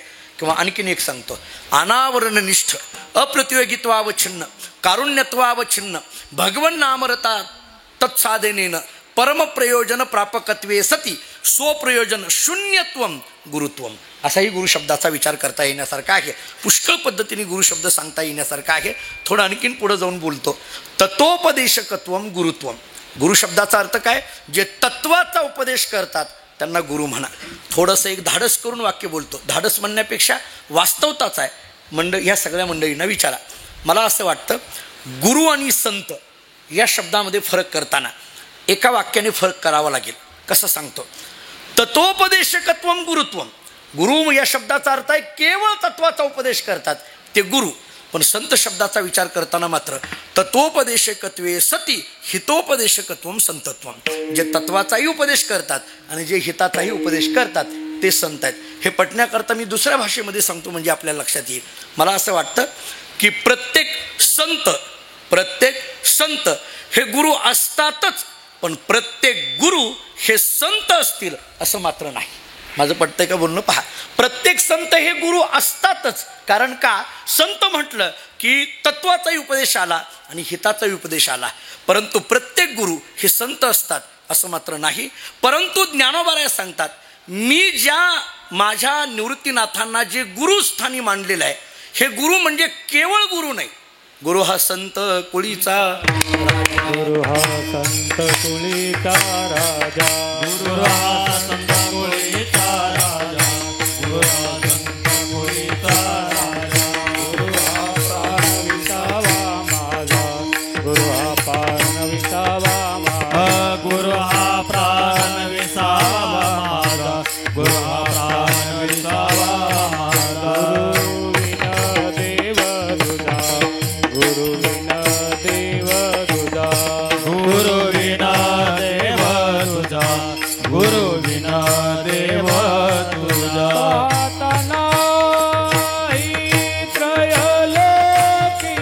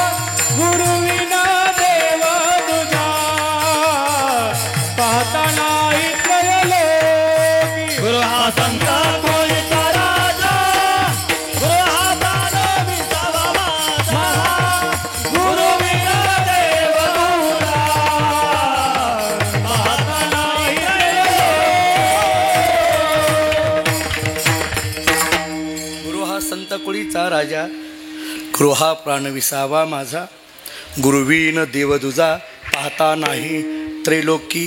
ज्ञानोबा सांगतात, माझे गुरु हे संत कुळीचे राजे आहेत. विठाला विठाला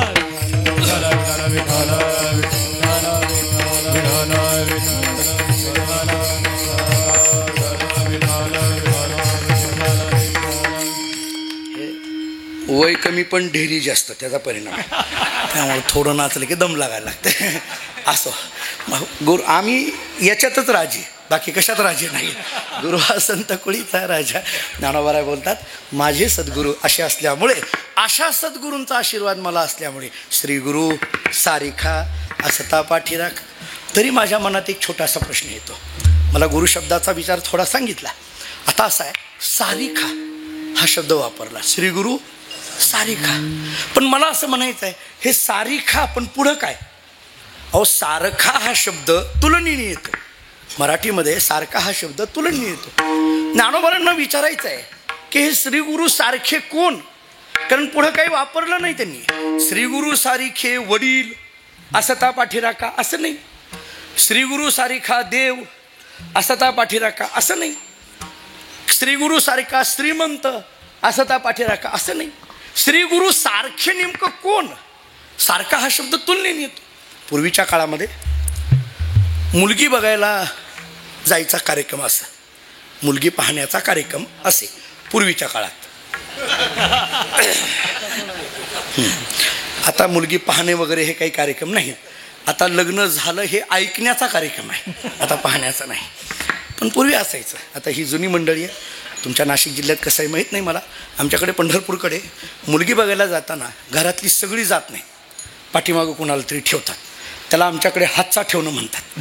हातचा म्हणजे सगळे जातात आणि गेले आणि एक कुणाला तरी मागं ठेवायचं, मुलाच्या आईला किंवा भावाला किंवा कुणाला तरी. जर मुलगी पाहून झालं, जर त्यांनी पसंत नाही म्हटलं, पुढचं बोलायचं का असं म्हटलं तर कमीत कमी म्हणायला यावं, नाही नाही थांबा, आणखीन मुलाच्या आईनं मुलगी बघितलेली नाही असं म्हणून थांबायचं. मग आता मुलगी पाहायला गेली, माघारी आली. आल्याबरोबर जी मुलगी पाहायला गेलेली नसतात आणि जी मुलगी पाहायला गेलेली असतात, मुलगी पाहायला गेलेले पाहून आल्याबरोबर जे गेलेले नाहीत ते त्या माणसांना असं बसेपर्यंत पहिला प्रश्न विचारतात, मुलगी कशी आहे? बघा ते पहिला प्रश्न, मुलगी कशी आहे? आता मला प्रश्न पडतो, त्या पाहून आलेल्या माणसाने कशी सांगावी? मग ते पाहून आलेली माणसं काय करतात, गावातली एखादी मुलगी डोळ्यासमोर आणतात, गावातलीच कुठली तरी, या गल्लीतली त्या गल्लीतली किंवा अमुक त्यांची, आणि ते म्हणतात, हे बघा त्या गल्लीतली त्यांची मुलगी पाहिली का? हा तिच्या सारखी आहे, तिच्या सारखी. मला सारखा शब्द सांगायचा होता. आता हा दृष्टांत जरा जुना झाला, आता नवीन सांगतो. अलीकडल्या काळामध्ये सप्ताह करण्याच्या वेळेला जी मीटिंग भरते का नाही, सप्ताहाची कमिटी असते, त्याची मीटिंग, आणि मग त्या मीटिंगमध्ये, त्या कमिटीमध्ये महाराज कोणकोणते सांगायचे हे चालू होतं. मग आता या महाराजांना आमंत्रण द्या, त्यांना द्या. मग त्या कमिटीत कुणीतरी एखाद्या अनोळखी महाराजाचं नाव सांगतं, अहो या महाराजाला घ्या. मग त्या कमिटीतली लोक म्हणतात, हे बघ, ह्या महाराजांचं आपण कधी ऐकलं नाही, हे कोणासारखं करतात कीर्तन. कमिटी काय म्हणते, कोणासारखं करतात. म्हणजे कमिटी सुद्धा आता कोणासारखं करतात त्याच्यावर ठरवतात कोणाला घ्यायचं. आणि म्हणून सारखं करण्यावर अलीकडे फार भर पडलाय. प्रति विठाला विठाला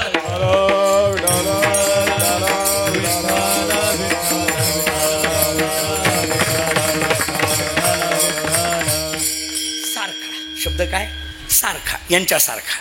महाराजांना विचारलं, महाराज पण तुम्ही श्री गुरु सारिखा, पण हे कोणासारखे सांगा ना, कोणासारखे? सारखा हा शब्द कुठंतरी आम्हाला तुलनेने येतो, कोणासारखे म्हणता येईल?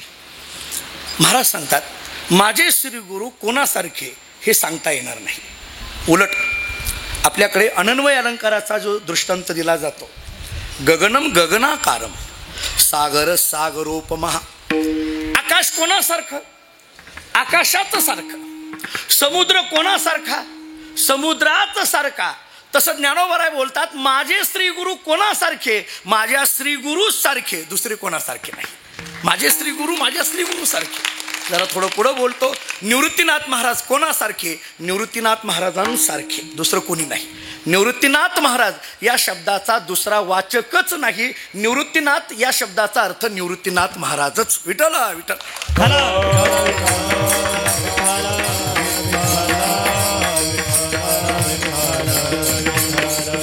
याला अनन्वय अलंकार म्हणा. किंवा दुसरं आपल्याकडे तुलना केली जाते. ही तुलना दोन पद्धतीची असते. एक अवांतर तुला असते, दुसरी परम तुला असते. त्यामुळे माझ्या श्रीगुरूंची तुलना कोणाबरोबर? श्रीगुरूंच्याच बरोबर, दुसरी कोणाबरोबर नाही. ही परम तुला आहे. ज्ञानोबा सांगतात, माझे श्रीगुरू कोणासारखे? श्रीगुरू सारखे. श्रीगुरू सारिखा असता पाठीराखा. हा पाठीराखा शब्द का वापरलो? पाठीराखा म्हणण्यामध्ये ज्ञानोबारांना काय सांगायचं आहे? मला थोडा रामायणाचा आधार घ्यायचा आहे, थोडा, जास्त वेळ घेत नाही. रामायणामध्ये राम लक्ष्मण यज्ञाच्या रक्षणाकरता जातात. प्रसंग मोठा आहे. ते विश्वामित्र ऋषी कसे घेऊन जातात, काय घेऊन जातात, पुष्कळ मोठा आहे. आणि मग यज्ञाच्या रक्षणाकरता घेऊन गेलेल्या रामलक्ष्मणाला विश्वामित्र ऋषी मिथिला नगरीमध्ये घेऊन जातात. बरोबर आहे? कुठं? सीता स्वयंवराच्या प्रसंगामध्ये.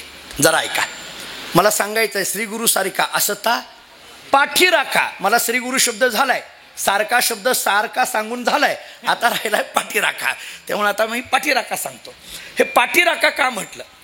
ज्यावेळेस रामलक्ष्मण जातात आणि मग तिथं ते शिवधनुष्य आहे, त्याला ती दोरी लावायची आहे. जे कोणी हे शिवधनुष्य उचलेल त्याच्या गळ्यामध्ये सीताहार घालणार आहे, सगळ्याला माहीत आहे. मग ते आता कुणी जायचं? सगळे बसलेले होते.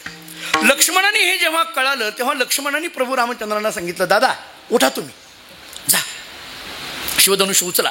मला माहिती आहे हे शिवधनुष्य उचलण्याचं सामर्थ्य माझ्या दादामध्ये आहे, म्हणजे तुमच्यामध्ये आहे. उचला, तुम्ही उठा. रामचंद्र प्रभूने ऐकून न ऐकल्यासारखं केलं, दुर्लक्ष केलं. झालं, सगळे उठले, एक एक एक एक. ती शिवधनुष्य काही उचललं गेलं नाही. नातराय तर सांगतात रावणही त्याच्यामध्ये होता, त्याला तर ते अंगावर पडला, अमुक तमुक झालं. सगळे झाल्यानंतर पुन्हा लक्ष्मणाने सांगितलं, दादा आता तरी उठा, सगळं झालं ना, आता कोण राहिलं नाही, आता तरी उठा आणि तुम्ही जा शिवधनुष्य उचला. तरी प्रभू रामचंद्र उठत नाहीत. बरं, लक्ष्मण फार घाई करतोय, उठा उठा तरी कर. लक्ष्मण का घाई करतोय? कारण लक्ष्मणाला माहिती आहे हे शिवधनुष्य उचललं की यांचं लग्न होणार आणि यांचं लग्न झालं की आपला मार्ग मोकळा, म्हणून लक्ष्मण घाई करतोय. लक्ष्मण म्हणजे लक्ष्मणाचं तेवढ्यावरच लक्ष आहे सध्या, असं म्हणायला हरकत नाही. तो घाई करतोय, तरी रामचंद्र प्रभू उठत नाहीत. आता ऐका.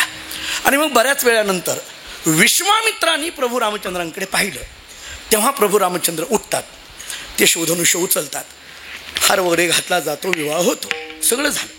आता म्हणून मला फार वाढवायचं नाही आहे रामायण. मला जिथं बोलायचं आहे, माझ्याकडे वेळ फार कमी आहे, मला जिथं बोलायचं आहे तिथे घेऊन जातो. सगळं झाल्यानंतर एके दिवशी लक्ष्मणाने प्रभू रामचंद्रांना विचारलं, दादा त्या सभेमध्ये तुम्ही एकटे शिवधनुष्य उचलू शकता हे मला माहीत होतं. मी तुम्हाला किती आग्रह केला, उठा, का तुम्ही गेला नाही? मी किती आग्रह केला, तुम्ही का गेला नाही?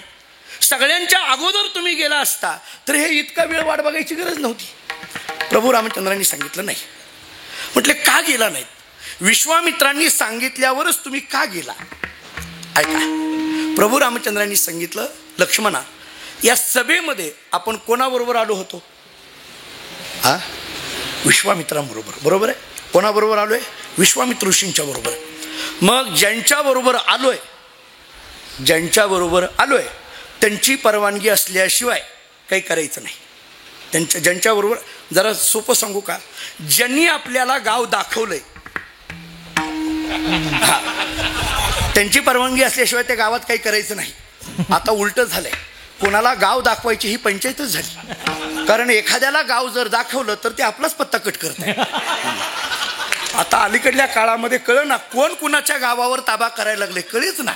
मला लक्षात नाही, मी कुणाबद्दलच बोलत नाही, मी आपलं असंच बोलायला लागलो. म्हणजे मला जे फळ चालवताना अनुभव येतात ते बोलायला लागलो. फार अवघड झालं आता अलीकडल्या काळात. पण मला वाटतं की रामायणातला हा विचार किती महत्त्वाचा आहे. रामचंद्र प्रभूंनी सांगितलं, नाही आपण कोणाबरोबर आलोय? विश्वामित्र ऋषींबरोबर. त्यांनी जोपर्यंत आज्ञा देत नाही तोपर्यंत जायचं नाही. एक. आता दुसरं सांगू. रामचंद्र प्रभू सांगतात, लक्ष्मणा जोपर्यंत विश्वामित्र ऋषींची आज्ञा येत नाही तोपर्यंत मी शिवधनुष्य उचलायला जात नाही. याचं कारण आहे, विश्वामित्र ऋषी हे माझे गुरु आहेत. विश्वामित्र ऋषी हे माझे गुरु आहेत आणि जोपर्यंत गुरूंची आज्ञा होत नाही तोपर्यंत हा राम सुद्धा शिवधनुष्य उचलू शकत नाही. श्री गुरु सारिका असता पाठी राखा. विठ्ठला.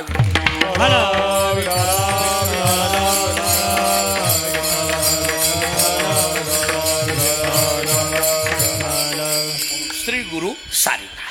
एक विचार, मी थोडं अवांतर वाचन करण्याची मला सवय आहे, अनेकांना माहीत आहे.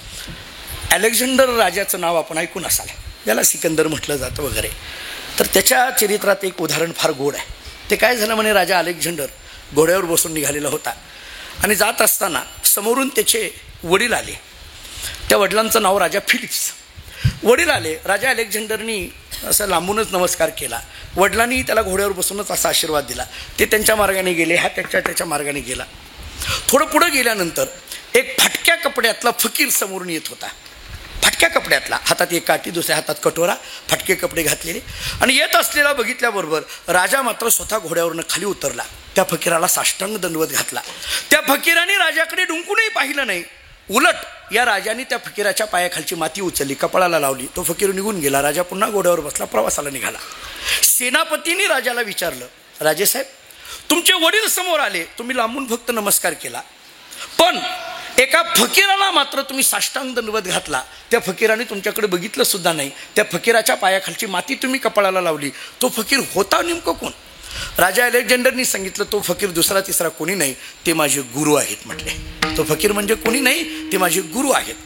आणि मी माझ्या गुरूंना साष्टांग दंडवत का घातला? नीट ऐक म्हटले. माझ्या वडिलांनी मला स्वर्गातून पृथ्वीवर आणलं.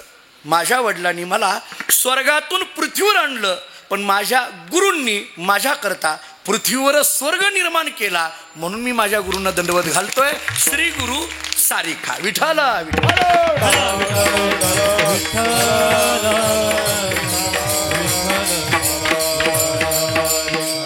ज्ञानोबा सुद्धा हेच म्हणत असतील निवृत्तीनाथांबद्दल. अमृत अनुभवाचे 5 श्लोक वाचून घ्या. आपल्याकडे वेळ तेवढी नाही. दक्षिणम नाक्यम आनंदम अज केवलम, ही भाषा जी ज्ञानोबारायांनी निवृत्तीनाथांच्या करता वापरलेली आहे, हे शब्द जर बघितले तर ज्ञानोबारायांच्या आपल्या गुरूंबद्दलची असणारी प्रीती किंवा ज्ञानोबारायांच्या आपल्या गुरूंबद्दल असलेली निष्ठा काही ठिकाणी दिसून येते. आपल्याकडे तर आता माझ्याकडे तेवढा अभ्यासही माझा नाही आणि वेळही माझ्याकडे तेवढी नाही, पण ज्ञानेश्वरीमध्ये असे कित्येक प्रसंग आहेत की ज्ञानोबाराय विषय बोलत असताना ओढून ताणून गुरु या शब्दाकडे विषय आणतात आणि गुरुबद्दल बोलायला लागतात.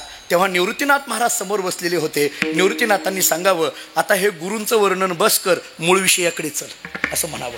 इतका गुरु या शब्दाबद्दल प्रीती हे ज्ञानोबाराय बोलतात. माझे श्री गुरु निवृत्तीनाथ महाराज आहेत. त्यामुळे श्री गुरु सारिखा असता पाठी राखा, इतरांचा लेखा कोण करी. हा इतर शब्दाचा अर्थ संसार. आता संसार म्हणजे तरी नेमकं काय? पुष्कळ चर्चा आहे. जन्म मरण याला एक संसार म्हटलं, देह याला एक संसार म्हटलं, अहंकार याला एक संसार म्हटलं, आणि दृश्य जगत याला एक संसार म्हटलं. महाराज सांगतात याच्याबद्दल आता काही राहिलं नाही. जन्म मरण नावाच्या संसाराबद्दल आता प्रीती राहिली नाही. का? कारण आम्ही जन्म मरणाच्या पलीकडे पोहोचलो, त्यांची सरली येरधार. त्यामुळे इतरांचा लेखा कोण करी. देह नावाच्या संसाराबद्दल आता आम्हाला प्रीती राहिली नाही. का? कारण देह जावो अथवा राहो अशी स्थिती आहे. अहंकार नावाच्या संसाराबद्दल आता प्रीती राहिली नाही. का? कारण आमचा अहंकार आता निवृत्त झालाय. दृश्य जे असणारं जगत आहे याच्याबद्दलही आता आम्हाला काय राहिलं नाही, कारण आम्हाला कळालंय हे खोटं आहे. ब्रह्मसत्य जगन्मिथ्या जीव ब्रह्मैव नापरहा. एक जाता जाता उत्तर देऊन जाऊ. एखादी गोष्ट खोटी आहे ही कळाली की त्याच्याबद्दल किंमत नसते. विठ्ठल विठ्ठल.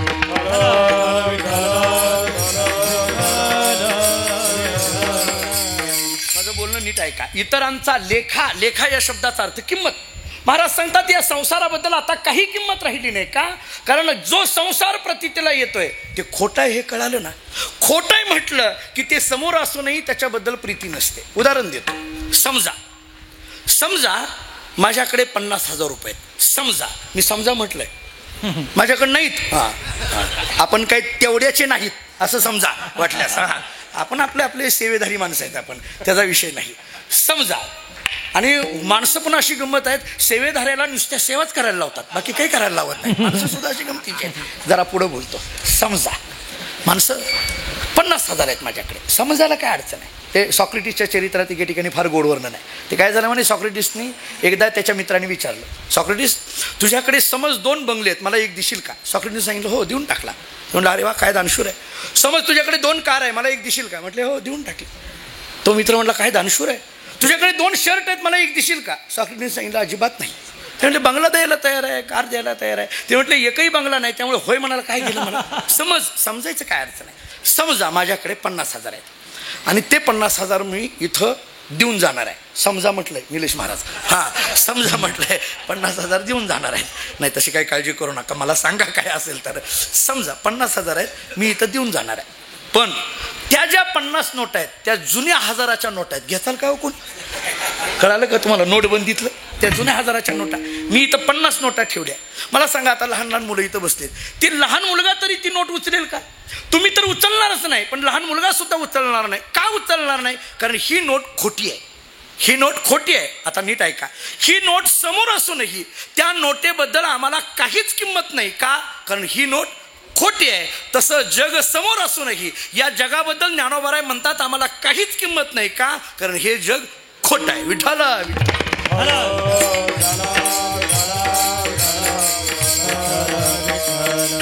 हे खोट आहे हे आम्हाला कळालं. कोणामुळे? श्री गुरु सारिखा. हे कोणामुळे कळालं? तर श्री गुरूंमुळे कळालं. आणि म्हणून आता आम्हाला कसलीही भीती नाही. राजे याची कांता काय भीक मागे, मनाची या जोगी सिद्धी पावे. बस त्याच्या पाठीमागं राजा असल्यानंतर तिला काय किंमत कमी आहे? बरं, कल्पतरू तळवटी जो कोणी बैसला, कल्पतरूच्या झाडाखाली बसल्यानंतर काय कमी पडणार आहे? तसं श्री गुरु असतील तर काही कमी पडणार नाही. उलट ज्ञानोबाराय बोलतात, या श्री गुरु कृपेने आम्ही तरलो अभंगाचं शेवट. ज्ञानदेव म्हणे तरलो तरलो, ज्ञानदेव म्हणे तरलो तरलो, ज्ञानदेव म्हणे तरलो तरलो, ज्ञानदेव म्हणे तरलो तरलो,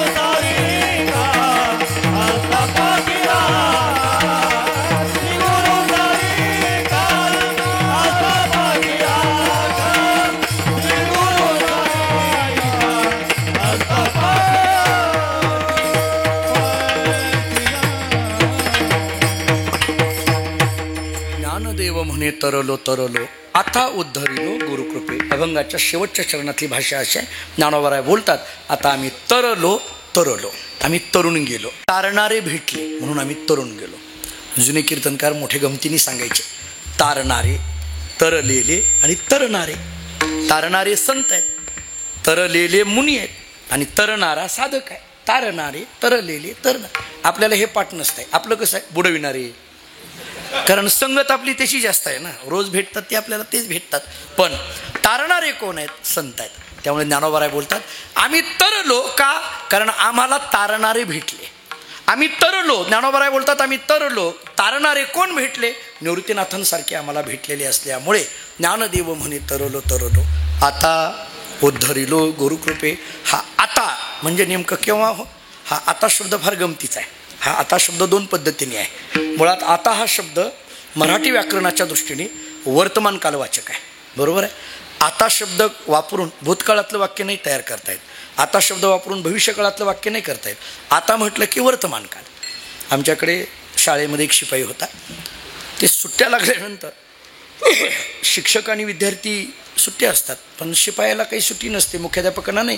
रिझल्ट लागेपर्यंत त्यांना थांबावंच लागतं. आता ते मुख्याध्यापक सकाळी येतील, दुपारी येतील, संध्याकाळी येतील, काय सांगता येत आहे. पण शिपायाला सकाळी 8 वाजता जावं लागायचं आणि 5 वाजेपर्यंत थांबावं लागायचं. ते कंटाळून जायचा बिचारा. एके दिवशी त्यानं गंमत केली. त्यानं काय केलं की ते 8 वाजता गेला, ऑफिस झाडून काढलं, 9 वाजताच ऑफिसला कुलूप लावलं आणि त्या दरवाज्यावर खडून लिहिलं, आत्ताच गेलो. काय लिहिलं? आत्ताच गेलो. मुख्याध्यापक जर दुपारी 2 वाजता आले, काय वाजतील? 2 दिवसानंतर आले तर काय वाजतील? आता. कळालं का आता? नाही, आता तरी कळालं का आता? ज्ञानदेव म्हणे तरलो तरलो. आता हे झाला सरळ एक अर्थ. आता दुसरा, वेदांताच्या दृष्टीने महाराजांचं काय सांगायचं आहे. मल, विक्षेप आणि आवरण ह्या 3 दोषाचा विचार चित्ताच्या संबंधाने केला जातो. आता मल म्हणजे काय, विक्षेप म्हणजे काय, आवरण म्हणजे काय, पुष्कळ चर्चा आहे. पण मल आणि विक्षेप निघून गेलेले आहेत. फक्त आवरण नावाचा दोष राहिलेला आहे आणि आवरण दोषाची निवृत्ती ज्या क्षणी होते तो क्षण म्हणजे उद्धाराचा आहे. आता उद्धरिलो गुरुकृपे. आवरण नावाचा दोष. जुनी कीर्तनकार उदाहरण सांगायचे. एखाद्या संस्थेमध्ये, पाठशाळेमध्ये एक गुरु एका शिष्याला नेहमी सांगायचे, तत्त्वम असी या महावाक्याचा उपदेश करायचे. ते तो आहे, ते तो आहे.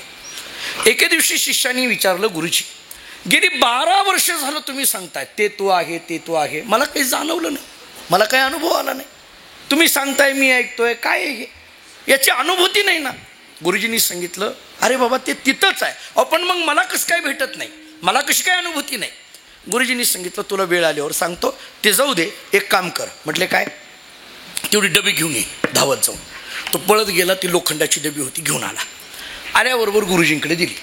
आता गुरुजींनी सांगितलं डबी घेऊन ये, शिष्यानी तेवढंच काम करावं ना. पण हा शिष्य अलीकडल्या काळात होता, त्यामुळे तो पुढला प्रश्न, काही काही शिष्य लोकांना आगाऊ प्रश्न करायची फार सवय आहे. त्यांनी पुढला प्रश्न विचारला, गुरुजी याच्यात काय आहे? काही म्हणायची गरज आहे का? आपण जेवढं सांगेल तेवढं काम करावं. सेवके सांगितले करावे ते काम, तेवढंच करावं. पण त्याने आगाऊ विचारलं, गुरुजी याच्यात काय आहे? आता ते गुरुजी होते. त्यांनी सांगितलं, याच्यात परीस आहे. डबी लोखंडाची आणि काय आहे? परीस. तो म्हटला, गुरुजी तुम्ही सुद्धा खोटं बोलाव, महाराज लोकांनी सुद्धा खोटं बोलावं, हे आत्ताच कळालं. गुरुजींनी सांगितलं, तुला बरंच उशिरा कळालं. ते म्हटले, काय? अरे कशाचं खोटं? तो म्हटलं, अहो काय दणदणीत खोटं आहे. डबी लोखंडाची आणि त्याच्यात काय सांगता? परीस. अहो लहान मुलाला कळतं, लोखंडाचा आणि परिसाचा संबंध आला की लोखंड लोखंड राहत नाही, सोनं होतं. आणि तुम्ही कसं काय म्हणता याच्यामध्ये परीस आहे? गुरुजींनी सांगितलं, तो म्हणतो तेही खरं आहे, मी म्हणतो तेही खरं आहे. गुरुजी त्यांना म्हणतात की जे समन्वय साधतात, त्यांना गुरु म्हणतात. तो म्हणतो तेही खरं आहे. कसं? त्यामध्ये एक काम कर, डबी उघड. डबी उघडली, त्याच्यात एक कागदाची पुडी होती, ती पुडी बाहेर काढली. ती पुडी उकलली, त्याच्यात परीस आहे. बघ, लोखंडाचा खिळा लाव. लोखंडाचा खिळा त्या परिसाला लावला, त्या लोखंडाच्या खिळ्याचं सोनं झालं. त्यांनी विचारलं, गुरुजी या लोखंडाच्या खिळ्याचं या परिसाने सोनं केलं, पण हा परीस ज्या लोखंडाच्या डबीत आहे त्या लोखंडाचं सोनं का झालं नाही आतापर्यंत? त्याला म्हटलं, एकच कारण आहे, कागदाची पुडी. ते कागदाचं आवरण आहे ना, त्या लोखंडामध्ये आणि परिसामध्ये आहे काय? मध्ये कागद. हा कागद जोपर्यंत आहे तोपर्यंत इथंच असलेला परीस इथंच असलेल्या लोखंडाला सोनं करू शकत नाही, कारण मध्ये काय आहे? कागद आहे. जोपर्यंत कागद आहे तोपर्यंत सोनं होत नाही. आता नीट आहे का? तसं जोपर्यंत आवरण आहे तोपर्यंत इथंच असलेला जीव इथंच असलेल्या शिवपदापर्यंत पोहोचत नाही. याला जावं लागतं. ते काय? आवरण. कागद काढला, सोनं झालं. आवरण काढलं, जीव शिवरूप झाला. महाराज सांगतात, हे आवरण आता निवृत्त झालं, म्हणून आता उद्धरिलो गुरुकृपे. आणि हे आवरण ज्यांच्याकडून नाश होणार आहे, ते आवरण नाश करण्याकरता एकच आहे, ते म्हणजे ज्ञान. कारण अज्ञानाच्या 2 शक्ती, एक आवरण आणि दुसरी विक्षेप. विक्षेप शक्तीचा नाश प्रारब्धानेच होतो, पण आवरणाचा नाश ज्ञानाने होतो. आणि ते ज्ञान गुरूंशिवाय नाही, म्हणून श्री गुरु सारिका असता पाठी राखा. ज्ञानेश्वर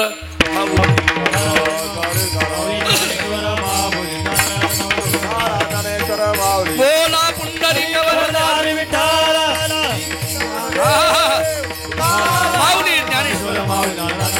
जय जय ज्ञानेश्वर माऊली ज्ञानदान माऊली तुकाराम ज्ञानेश्वर माऊली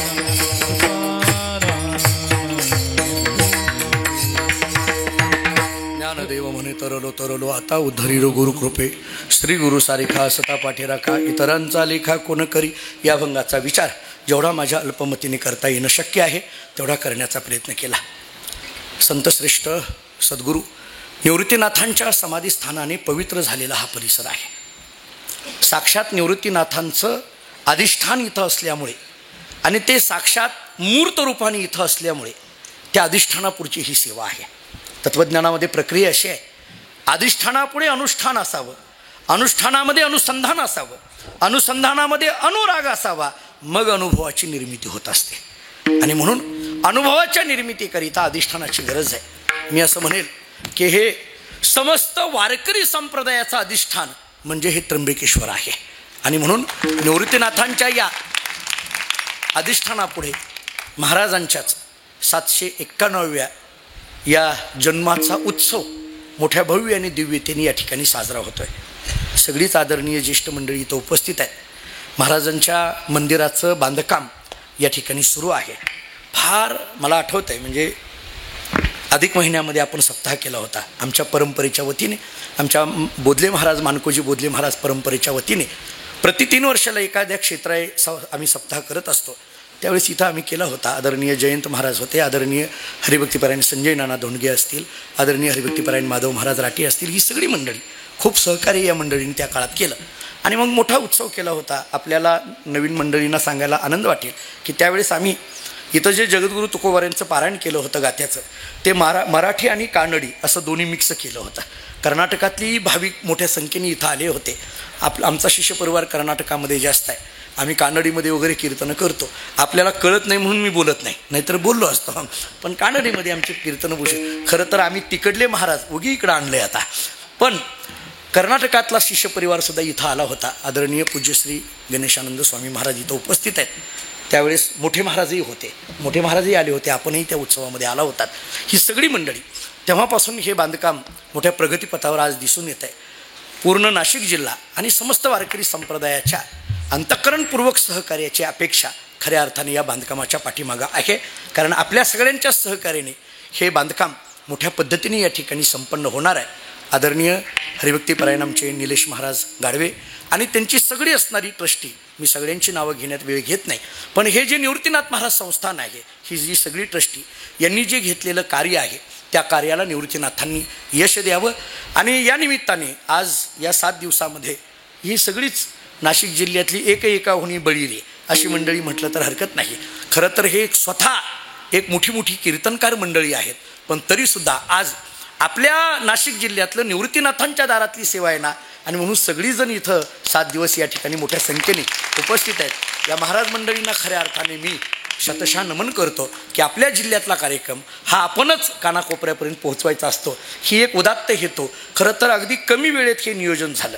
म्हणजे कमी वेळेत का म्हटलं, कारण म्हणजे बाकीच्याचं मला माहीत नाही, पण मला तर अनेक तारखा बदलून तारीख द्यावी लागली म्हणून कमी वेळेतलं म्हटलं. बाकी सगळ्यांनाच तसं झालं असणार आहे, कारण हा कालावधी कार्यक्रमाचा आहे. पण मला असं वाटतं, निलेश महाराजांना माहीत आहे की निवृत्तीनाथांकरता म्हणून कोणीही नाही म्हटलं नाही. प्रत्येकाने आपली आपली ॲडजस्टमेंट केली. भले एखाद्या वेळेस एखादा कार्यक्रम रद्द करायची वेळ आली तरी केली, पण निवृत्तीनाथांची सेवा करायची म्हणून अगदी कमी वेळेमध्ये, म्हणजे अगदी 10-20 दिवसामध्ये या सप्ताहाचं नियोजन. मला वाटत नाही की हे 20 दिवसातल्या सप्ताहाचं जर एवढं नियोजन असेल तर मग वर्षभर अगोदर केल्यानंतर किती होईल बघा तुम्ही. आता जरा विचार करा, असं म्हणायला हरकत नाही. आपल्याकडून असे भव्य उत्सव व्हावे अशी भावना व्यक्त करतो. मला ही सेवा येणं, मी अनेकदा सांगितलं, आदरणीय पूज्य जयंत महाराजांना माहिती आहे की मी आमच्याकडे परंपरेमध्ये आमच्या घरात आजही पहिल्यांदा निवृत्तीनाथांची उपासना आहे आणि मग मानकोजी महाराजांची आहे. आजही आम्हाला अगोदर निवृत्तीनाथ आणि मग मानकोजी महाराज, कारण निवृत्तीनाथांची ही परंपरा आमच्या घरात असल्यामुळे मानकोजी महाराज हे त्यांचेच अवतार आहेत अशी भूमिका किंवा अशी भावना किंवा अशी श्रद्धा किंवा ही वस्तुस्थिती आमच्याकडे आरतीच्या रूपाने मांडलेली असल्यामुळे आम्ही त्या श्रद्धेने निवृत्तीनाथांचे पायिक आहोत.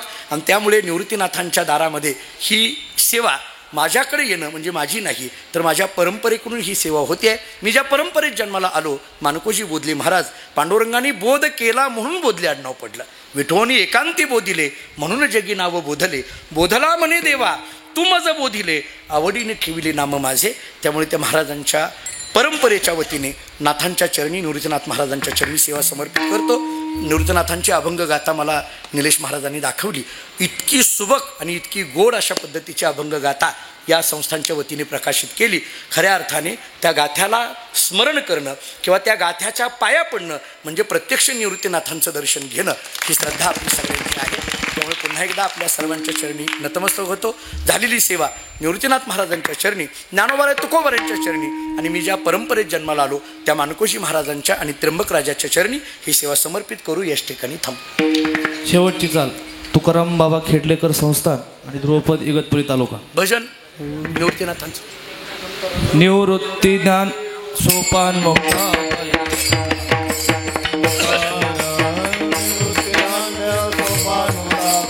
एकनाथ नामदेव तुकाराम. निवृत्ती ज्ञानदेव सोपान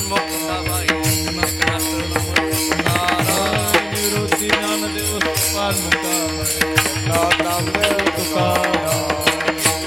ज्ञानदेव सोपान मुक्ताबाई एकनाथ नामदेव तुकाराम. निवृत्ती ज्ञानदेव सोपान मुक्ताबाई एकनाथ नामदेव तुकाराम. निवृत्ती ज्ञानदेव सोपान मुक्ताबाई एकनाथ नामदेव तुकाराम. निवृत्ती ज्ञानदेव सोपान मुक्ताबाई एकनाथ. निवृत्ती राया निवृत्ती राया सोपान मुक्ताबाई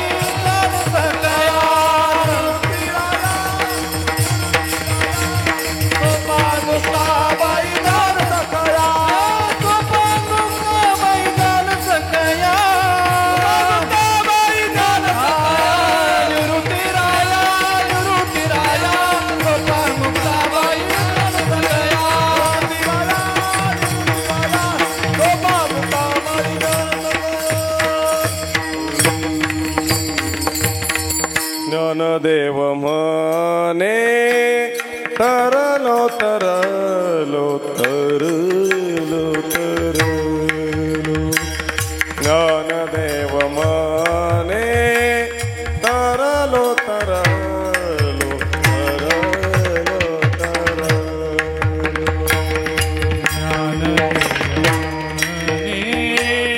तरलो तरलो तरलो तरलो.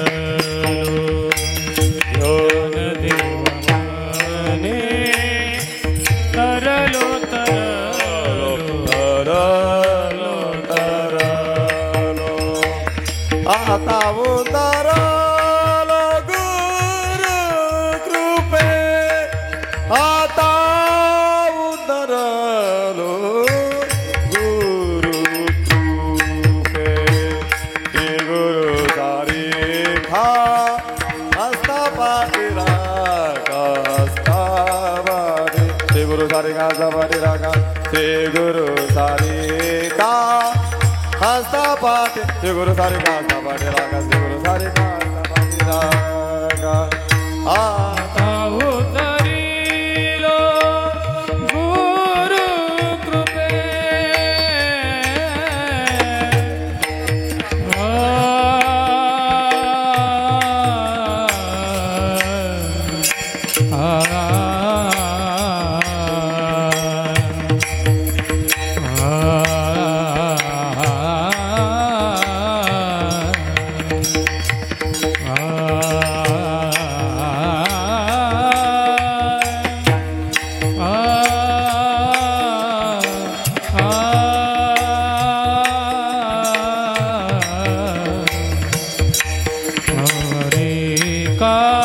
हस्ता पाठी रागा हस्ता पाठी. श्री गुरु सारी का हस्ता पाठी रागा. श्री गुरु सारी का हस्ता पाठी हस्ता.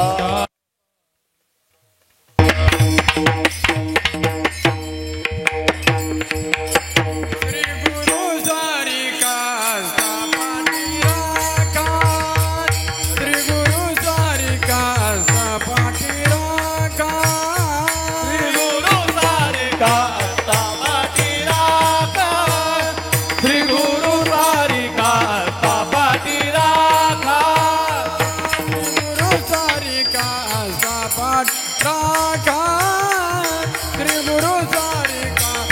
पाठीराखा गुरु सारिका पाठी